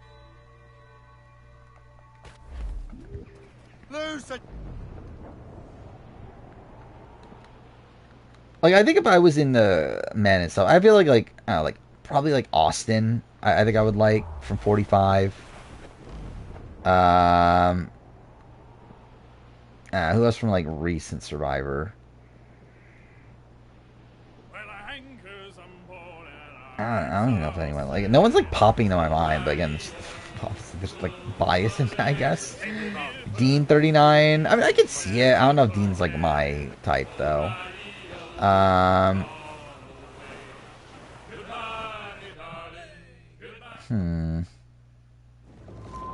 Do I have to look up list of Survivor men?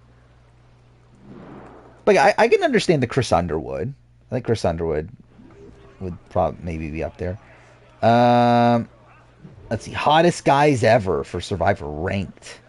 Let's see what this list is from Gold Derby. Top 22. 22. Wu Huang.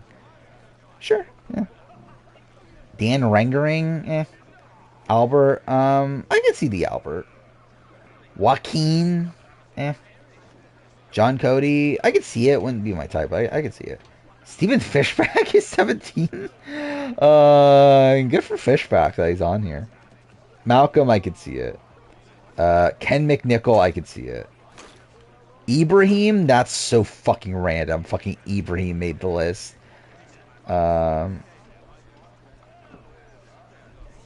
Joe Anglam, I get it. I mean, though. Hunter, sure. Like Hunter Marquesas, sure. Michael Yerger, too young. Bother me. Xander, also, Jeremy, I could see it. Jay Byers, number 8, and sure, why not?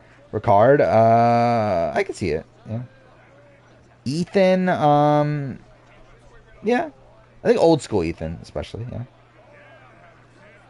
James Clement, wouldn't be my type, but yeah, I can get it. Yule, yeah, Yule definitely will be up there, I think. Colby, old school Colby, I can get it. Ozzy, Ozzy, I don't think Ozzy would have ever done anything for me. Like, maybe Cook Islands Ozzy, maybe, but I feel like once he gets the long hair and everything, I'm like, I don't know. I think it just looks like, I don't know. Not the most attractive to me. Burton is number 1. Most attractive Survivor player of all time is Burton Roberts, which, I mean, I get it, but never expect him to be number 1. What is this? Hottest Amazing Race women? I've never considered this in my entire life. Okay, by the way, also, seeing first and last name, who the fuck are these people? Who the fuck is Nikki Getz? Like, who is this person? Let's see. Nikki Getz. From Nikki and Kim from Amazing Race 23. I mean, she's fine. I don't know if she would be like my number 1 of all time. But sure. Number 2, Sarah Fowler. Is she the one that was like on... She's from 29, right? The one that was like paired with the guy that like didn't want to do a challenge because it hurt his balls. Yeah, Shamir. Yeah, Shamir and Sarah. I can get it. I mean, she wouldn't be like that high for me, but like she wouldn't be number 2, but I get it. Jamie's number 3. Jamie used to be my number 1. I think nowadays, I would have Cara maybe as my number 1. Or like I think nowadays I'll be so much more attracted to the Cara than Jamie. But either way, who else is, I'm not gonna fucking go through every single person, but oh yeah, Blair from 28. I did have a crush on Blair at the time, so that's something. It was Survivor Sexiest Females. Oh yeah, this is just a female version of the list. Okay, what we got? Jen Brown, number 22. I don't think Jen Brown would have even been my radar. Carla, number 20. Okay. Okay, sure. Amber, number 20. I mean, okay. I mean, I think it's funny that like Amber's next to Jen Brown and Carla, but okay. Courtney Yates, 19. That makes sense. Chrissy, 18. Sure. Sugar Kuiper, 17. Sure. Xian 16, sure. Amy Cusick 15, fine. Natalie and Nadia, fine. Yeah.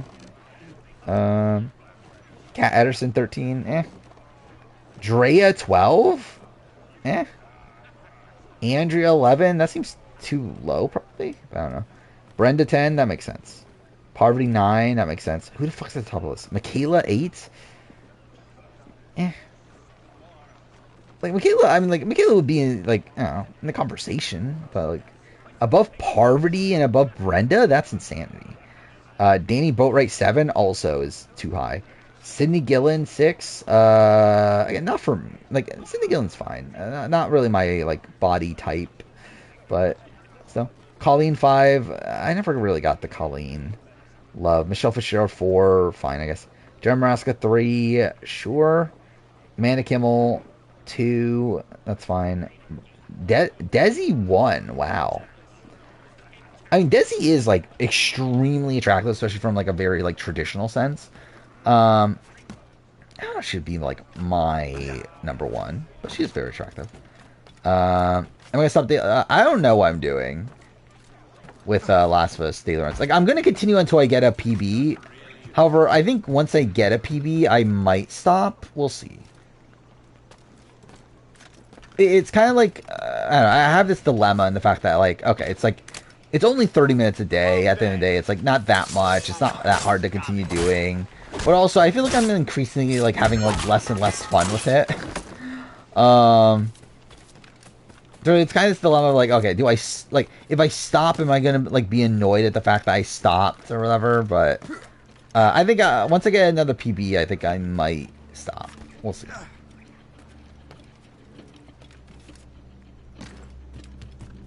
Brenna's like the most gorgeous woman in the Grace reality TV. I mean, she's up there. Like, I do think Brenda is extremely attractive. Actually, how dare Victoria Bain-Monday not be on the list? That's the true travesty. Are we about to meet Ben Franklin? Is that the point of the game we're at? George Washington and his militia have fired on French troops under Jumonville. The French are calling it an act. Even just looking at like recent survival. I mean, I guess like recent like I guess this list probably isn't like super up to date. Sorry, I think the most recent person on any of the lists was Drea, right? All the Templar resources are at his disposal now. What about the manuscript? But like, I think Venus would definitely be up there now. He is here at the Congress. Again, I think Jem is pretty attractive. Get that manuscript. Who else is there from recent seasons? Cassidy would probably be up there. D is probably up there. Again, J Maya for me, even though probably not for the general consensus.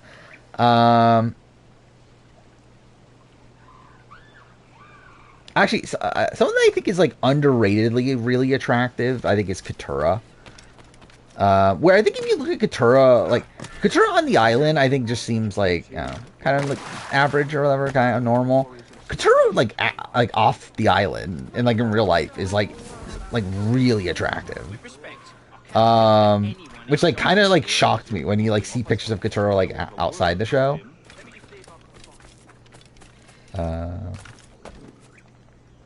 Like, too, for J Maya, I think part of it also like blends into like, I think like part of adding to the J Maya of it all is also like the like quirkiness from the fact that she writes songs about mythology and all that sort of stuff. It's just something I kind of like.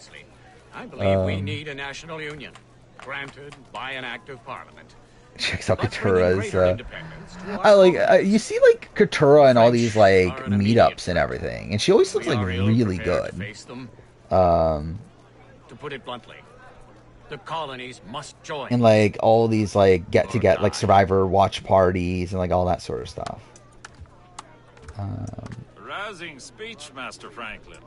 But do you truly believe? Would you watch first Chance for Contenders 2 or Brains vs. Brawn? Choice, Master Johnson. You know the like, what's your previous like? Are you saying like which should you watch first, as in like for all of Australian Survivor? Like, you haven't watched any Australian Survivor until now? I would say course. In the brief time I could examine that box, I might say Brains versus Brawn. From ancient Egypt, you said? Well, I think the issue of Australian Survivor is that every season spoils the previous season. Excellent. At the We will have beginning. the box delivered shortly. As for the manuscript, Captain. I apologize, sir. So like those are those the numbers including the He said the risks were two beforehand? Like by 3, do you mean AU 2016? I apologize. Well, I guess so if you're mentioning 11, I guess you're meaning Titans vs Rebels, right? So you are including the original numbers. So you're saying you've watched Heroes of Villains, Titans vs Rebels, 2016, 2017. If you've watched those, I would actually say Champs Contenders 2 then maybe. Else I will have him scalped. Though I guess part of that comes down to like, are you spoiled on All Stars? But I guess at the end of that, you could just skip the intro. I guess the Brains vs Brawn.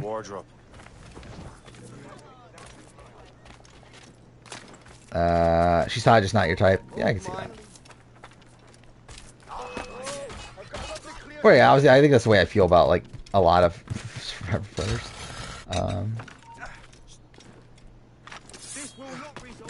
Tony is top 5 hottest men in the challenge. Maybe, I don't know. I think Tony's like one of the, like, yeah, if I was in the men, like I feel like I would recognize how attractive he is, but he's not really like my type. You've seen half of Chance Contenders 1. Well, yeah, actually, yeah, Chance Contenders 2 does spoil the outcome, right? Actually, definitely does. So if you don't care about that, then I would say Champs Contenders 2 probably.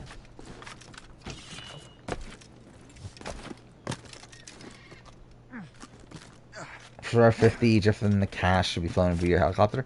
I would be surprised if they aren't.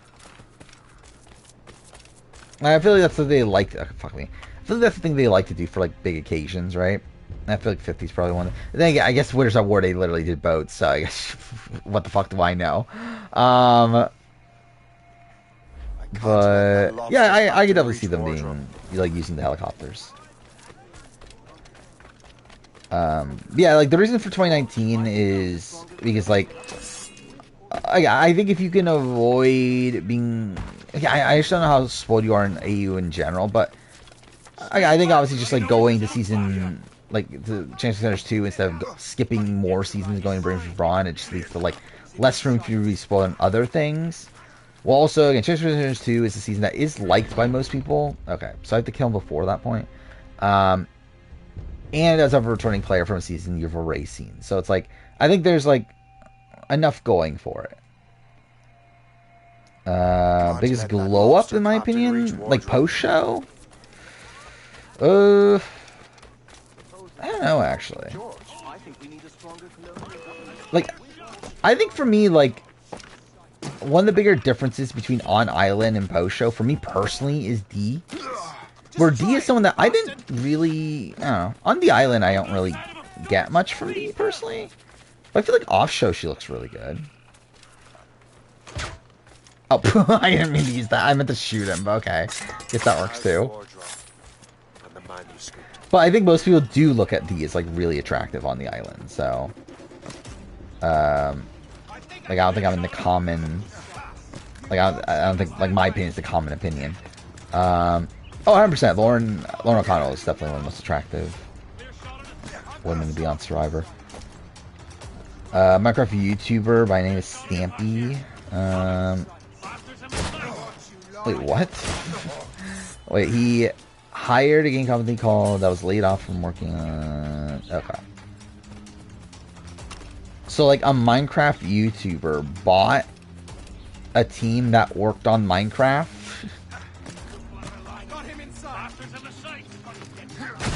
Kenzie... Oh, fuck off. Kenzie's Island Hot? I guess. I actually think I like Kenzie post-show more, maybe. Or at least off-island more.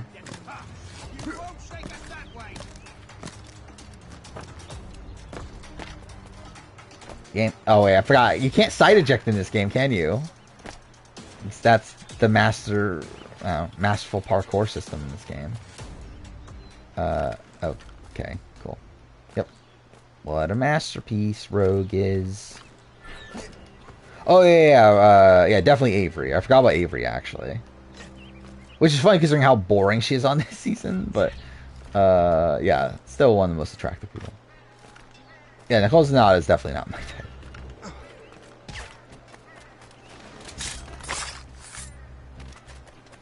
Which, like, yeah, I don't really get the Nicole Zanata love. Where, like, I guess there's something there. Where she's able to just, like, constantly get in relationships and cheat on her partner over and over again. Not my thing. Yeah, tattoos, accents, personality. I really feel like there's nothing there for me from Nicole Zanata.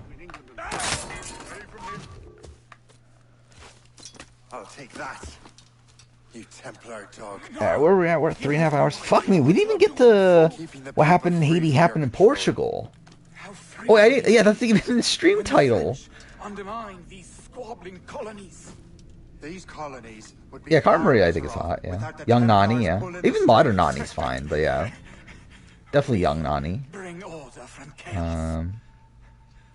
If everything is permitted, no one is safe. You definitely do recognize one of your followers from their stream. Yeah, that's probably what I assume it's like, yeah, people you talk to in chat or whatever, eventually like someone's gonna end up deciding to follow you.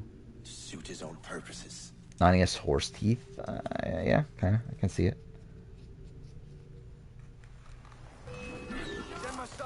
It is funny though, like looking at modern Nani. Like I was watching clips of the, like I was watching like the Naya fight and everything. It is funny like remembering that Nani was like looked at as this like person that just slept with everybody. It's funny how like that was like the reputation Nani had. Where like I feel like no one really talks about that anymore, which obviously is like at the end of the day it's like not great to be I don't know, demonizing a woman for her I don't know, sexual activity or whatever, but I actually like kind of forgot that was just like the entire like her entire storyline for like 4 seasons pretty much. Was how like everyone like how people didn't like her because people thought she was a slut or whatever. Oh, yeah, Teresa, yeah, very attractive. I think Teresa probably would have been my crush around that era of the show. If I watched back then. The other two, you have no idea. I mean, it's funny like looking at like my followers, like even the ones from like early on. So like, I don't know who most of those people are. Because you would think like the people early on would be people that, okay, they showed up in chat or whatever early on streams, but like a lot of these people didn't. Or again, like you're the earliest person that like showed, like that chatted in stream at any point. Yeah, you're my 7th follower, so it's like, who were the first 6? Where did they come from?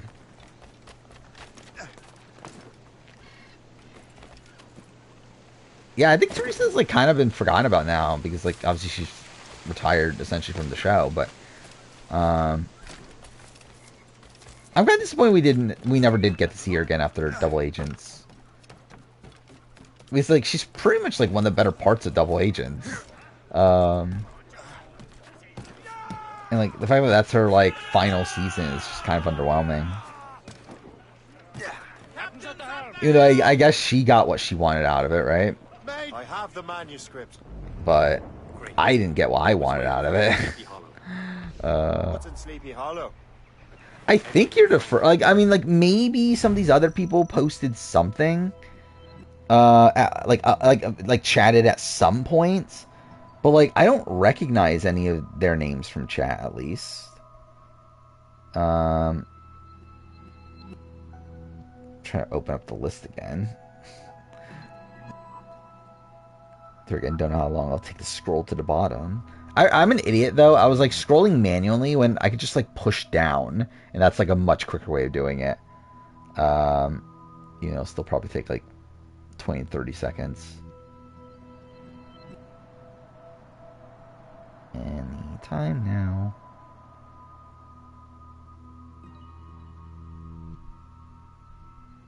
Alright, just passes Lion Melon's name. Saw Jack's name. Saw Thanamail. Yeah, so it's like my followers are what? Blaze Fireball. Don't know who that is. The Soul Survivor. Yeah, don't know who that is. Then Wentworth Seidel.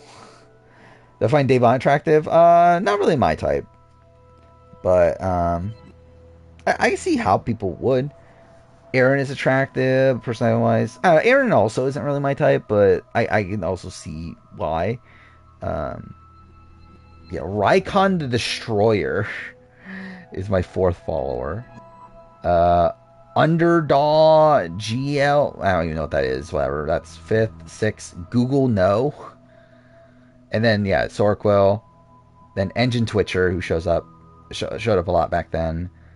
Jasip Siaskic, I don't know who that is. Survivor Cal shows up here and there. Bryce. Oh yeah, I did see that. Yeah, Jackson's having a kid with Holly 2.0. Like it is funny, dude. Like how much his wife looks like fucking Holly. Like it's like near identical. So I'm a messenger then. Is Andy still friends with the race people for B15? I believe he is, which is part of why people don't like him. Like I know at least post show he was still friends with Aaron. I don't know if he still is, but I know he was for a while. I know he's still friends with Amanda.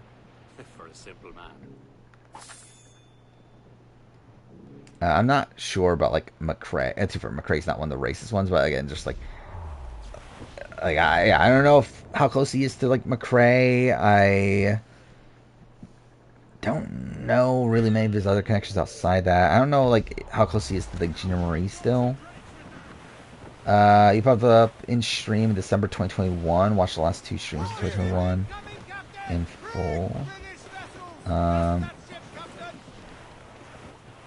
Okay, so yeah, I'm actually surprised you weren't here for longer. Well, I mean, I guess like that's still over 2 years. That's like almost 2.5 years at this point. It was actually kind of insane. But I feel like I remembered you earlier than that. But maybe I just don't have a great memory of like who was really here early at this point, because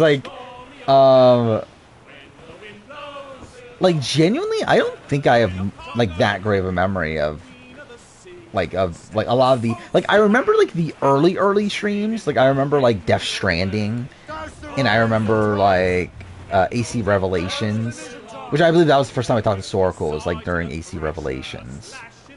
My first Revelations playthrough on stream.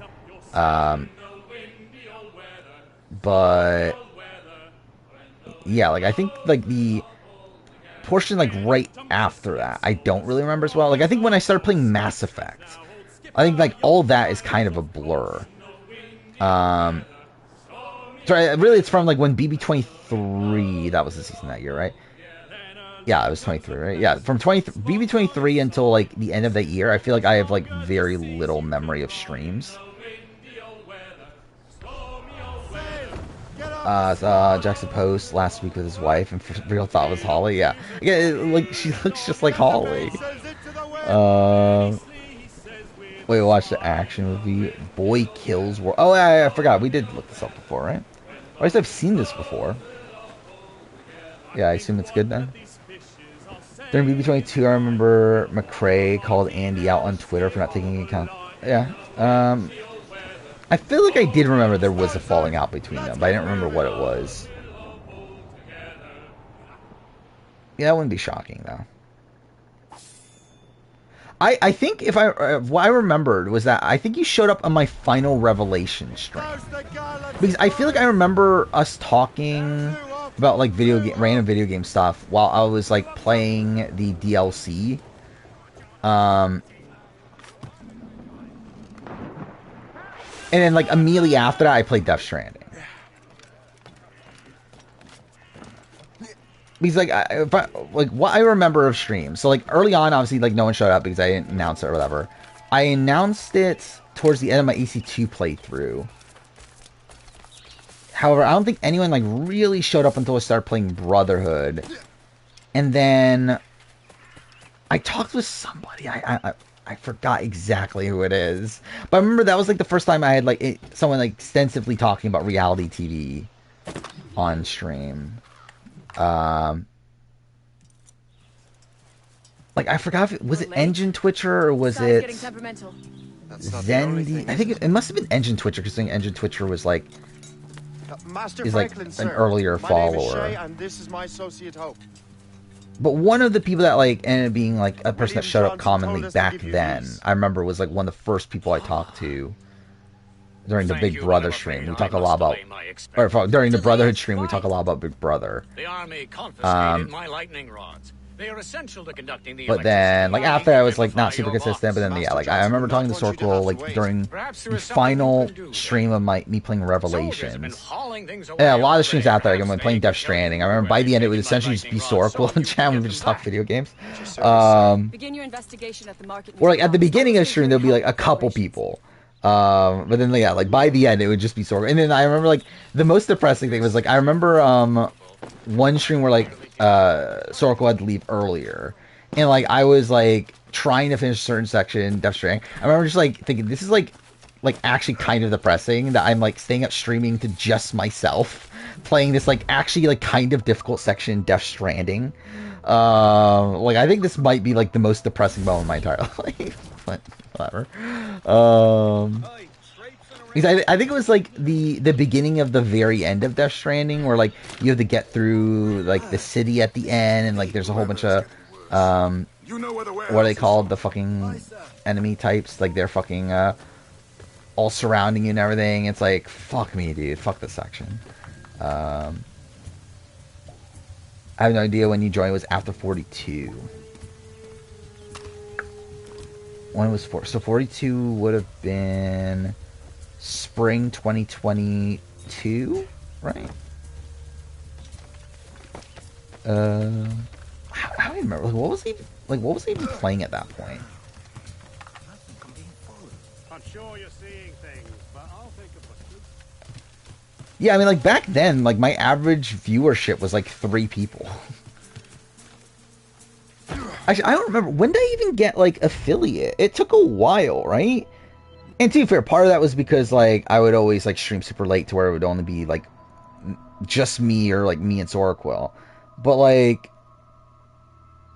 even then, like it took a while to get to just 3 average viewership, which you need for affiliate, which is like nothing. Yeah, like I don't think I got that until like I'm trying to look up my like VODs. Oh, I fucking looked the wrong one. Cool. There we go.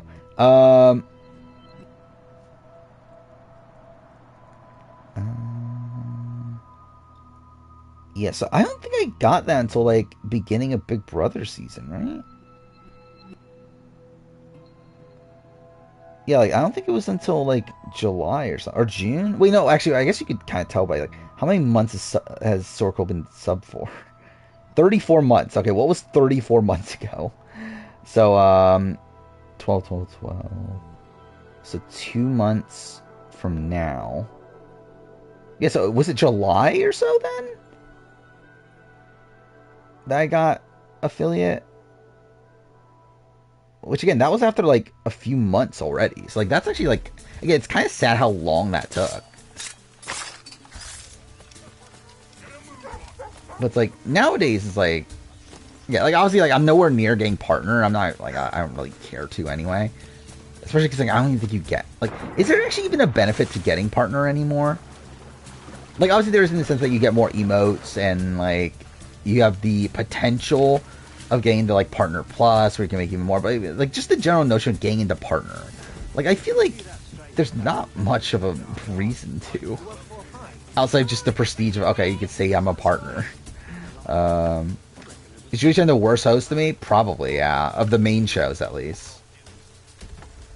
Big Tom was not a jury throne All Stars. I think he gets votes. Does he win? I think it depends on who he's up against. Okay, yeah, this is gonna fail. Against Rob and Amber, I think he likely wins. Maybe not, actually. I don't know. He gets like, yeah, he has like 3 like likely votes. Like obviously Lex I think is locked. I think Alicia is likely depending on who he's up at the end against. Like I think against like Rob and Amber, I think Alicia's definitely a vote for him. Depending on the situation, I could see Rupert, but it would have to be like not with Rob.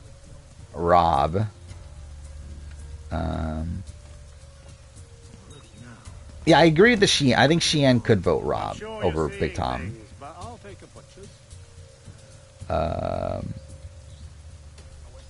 Yeah, I think that's a likely outcome, actually, for Rob v. Big Tom.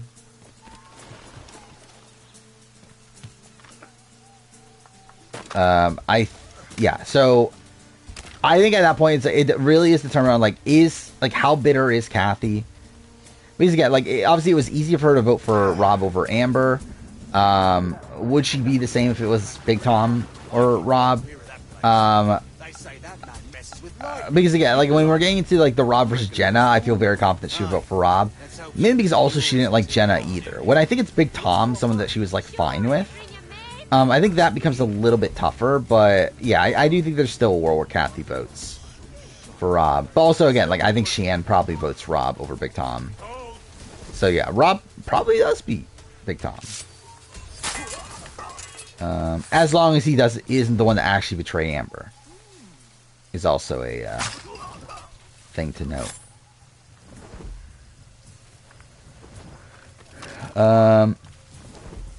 To Amber, so like in that spot she would definitely have Sheehan, but definitely won't have Kathy.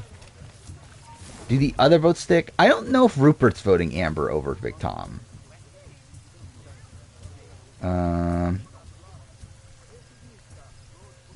But yeah, Rob, Jenna vote Amber for sure.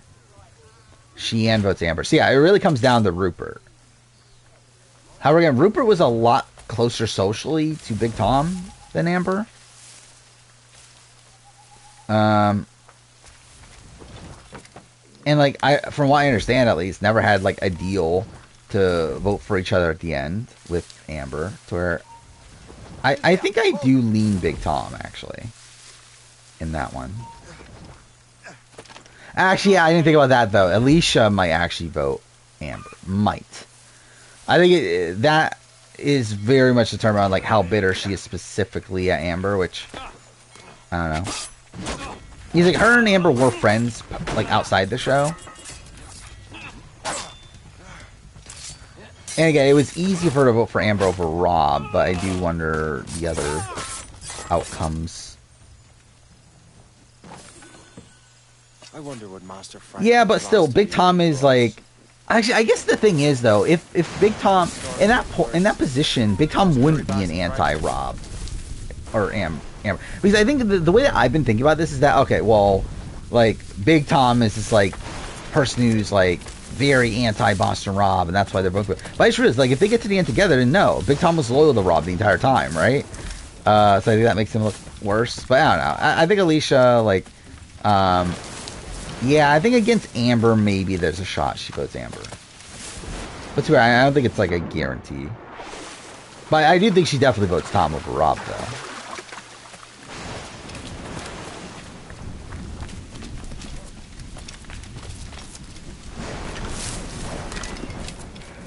But yeah, like against Jenna, I would assume Big Tom would win.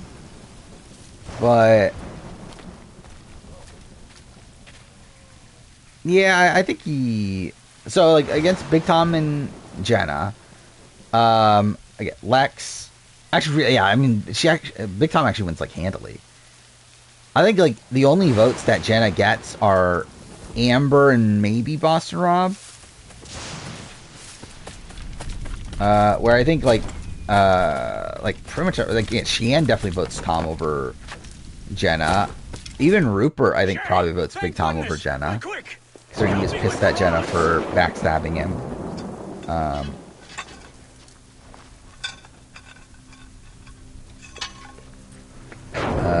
Who wins? Kathy, Lex, final two. Like obviously, like, who knows figuring how the game plays out, but, like, if we're just, like, counting the jurors as they were there, I mean,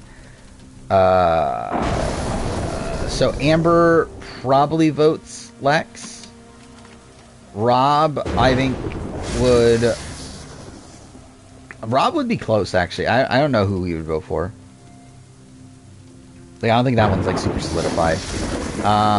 Because I think he has a good connection to both. It's a map. Jenna, I think, would Portugal. vote... Lisbon, I'd stake my life on it. Make yourself I don't scarce, know, Jay. actually. The militia will be here any minute. I'm sure they will have questions. Yeah, actually, a lot of these votes I actually don't really know. I'm a devoted housekeeper. Like, obviously, Big Tom votes Lex. Sheehan votes Kathy.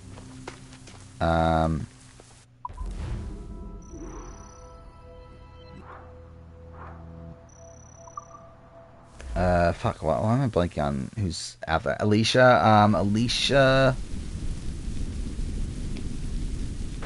Yeah, I mean, there's not really a solid answer. Yeah, I think a lot of these votes are really up for grabs. Watch Furiosa is not. Oh, it was very good. Not as good as Fury Road. Okay. Yeah. I heard it was very, very good. I mean, I haven't watched the Mad Max movies in forever, to where I wouldn't be opposed to rewatching them at some point.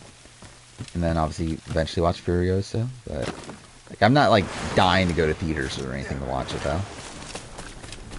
Can we talk about a situation where Amber is actually voted out at Final 10? I mean, what about it? Like, what happens if if Amber is voted out? I think Lex, Tom... So, what happens at the merge? Again, it's Lex, Kathy, and Sheehan.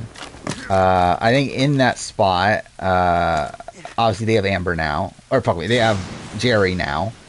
To where, essentially, Big Tom is a swing. I do think Big Tom flips. I would be surprised if Big Tom doesn't flip. I think that would be very strange. I think the only way he doesn't flip is if Rob is able to convince him of, like, something weird, essentially. Like, because, again, when, like, Big Tom is the sole deciding vote, I think it would have to be a situation where Rob, like, truly snows him into thinking that... and, like, even then, I find it tough to believe they'll be able to vote out Lex at the merge vote, in particular, in that situation. They probably would be forced to go for Kathy or something. Because I don't know how you get Big Tom as the, like, deciding vote to vote out Lex.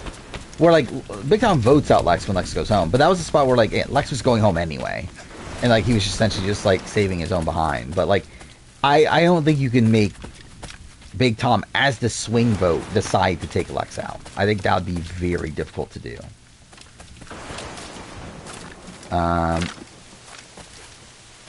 But if it is a situation where, like, Tom does flip, I feel like in that spot, Rob would also flip.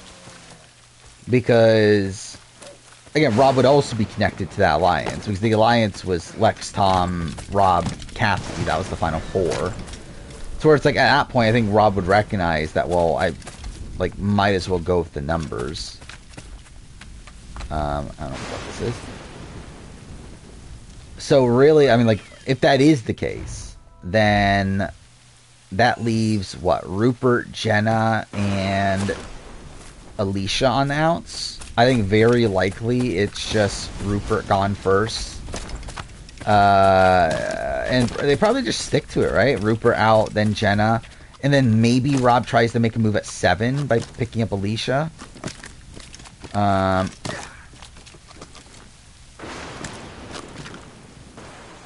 Trying to think, what numbers would he have? He would have him, Alicia, Tom, and who am I missing? Oh, and Amber. Wait, no, actually, no, he wouldn't have a number. He's Jerry. Oh, wow. Okay, wait, he would have the... dude, bro, I don't know what Boss Rob would do then. Because in that spot, Boss Rob has no incentive to flip then. Because he can't do anything if he flips. So he kind of has to stick. Because, yeah, if the other side has 4, he has no numbers to do anything. Unless he's able to... It really, all comes down to, like, him having to, like, somehow get Big Tom on board. Harada of Tekken fame is asking questions on why Waffle House has so many fights. I mean, that's just what Waffle House is known for, obviously. Should we end? We're 4 hours in, right? Not end stream, but like go to Last of Us. I probably will, which means I'm missing out on what happened in Haiti happened in Portugal. The greatest moment in video game history, where you see that what happened in Haiti happened in Portugal.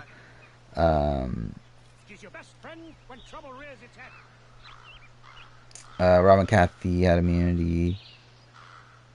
I mean, I think they would go for Rupert first in that spot, where Rupert is like the least connected person at that point. Also, person that is looked at as a physical threat. He literally just won the previous reward at that point, right? I think Rupert's just an easy like person to get everyone on board with. I don't know who'd been a winner pick on my group of favorite characters. Random question, but what's our winner? Do I think played the most stagnant game? Rob, right? Would probably be the answer. Like Boston Rob. I guess what other Rob is there that won?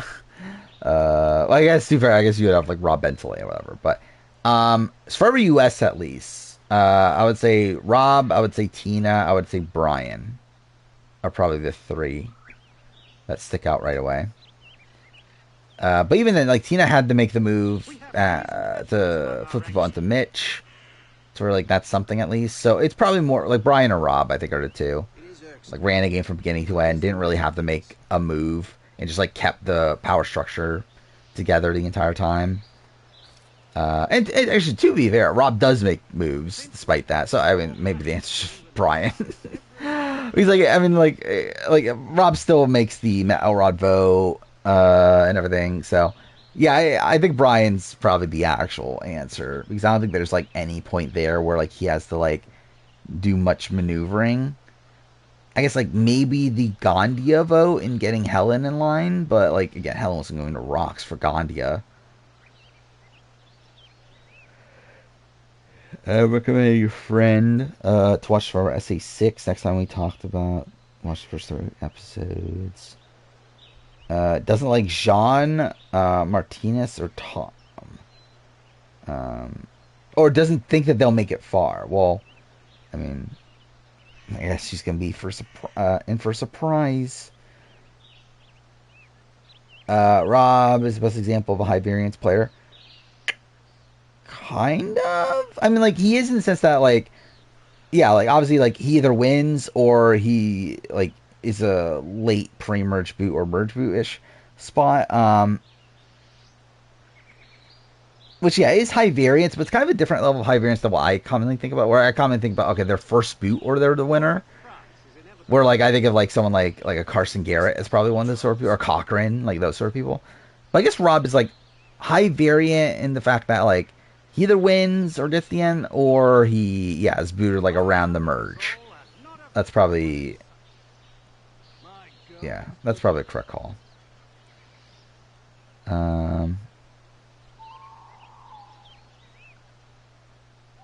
Actually, I completely forgot, like, I genuinely kind of forgot Dondi existed. And it just ended, like, what, 2 weeks ago? Well, I mean, the Aussie's just going to consistently be the merge boot, or, like, around the merge. Now I think Gradio is robbed of being a challenge regular.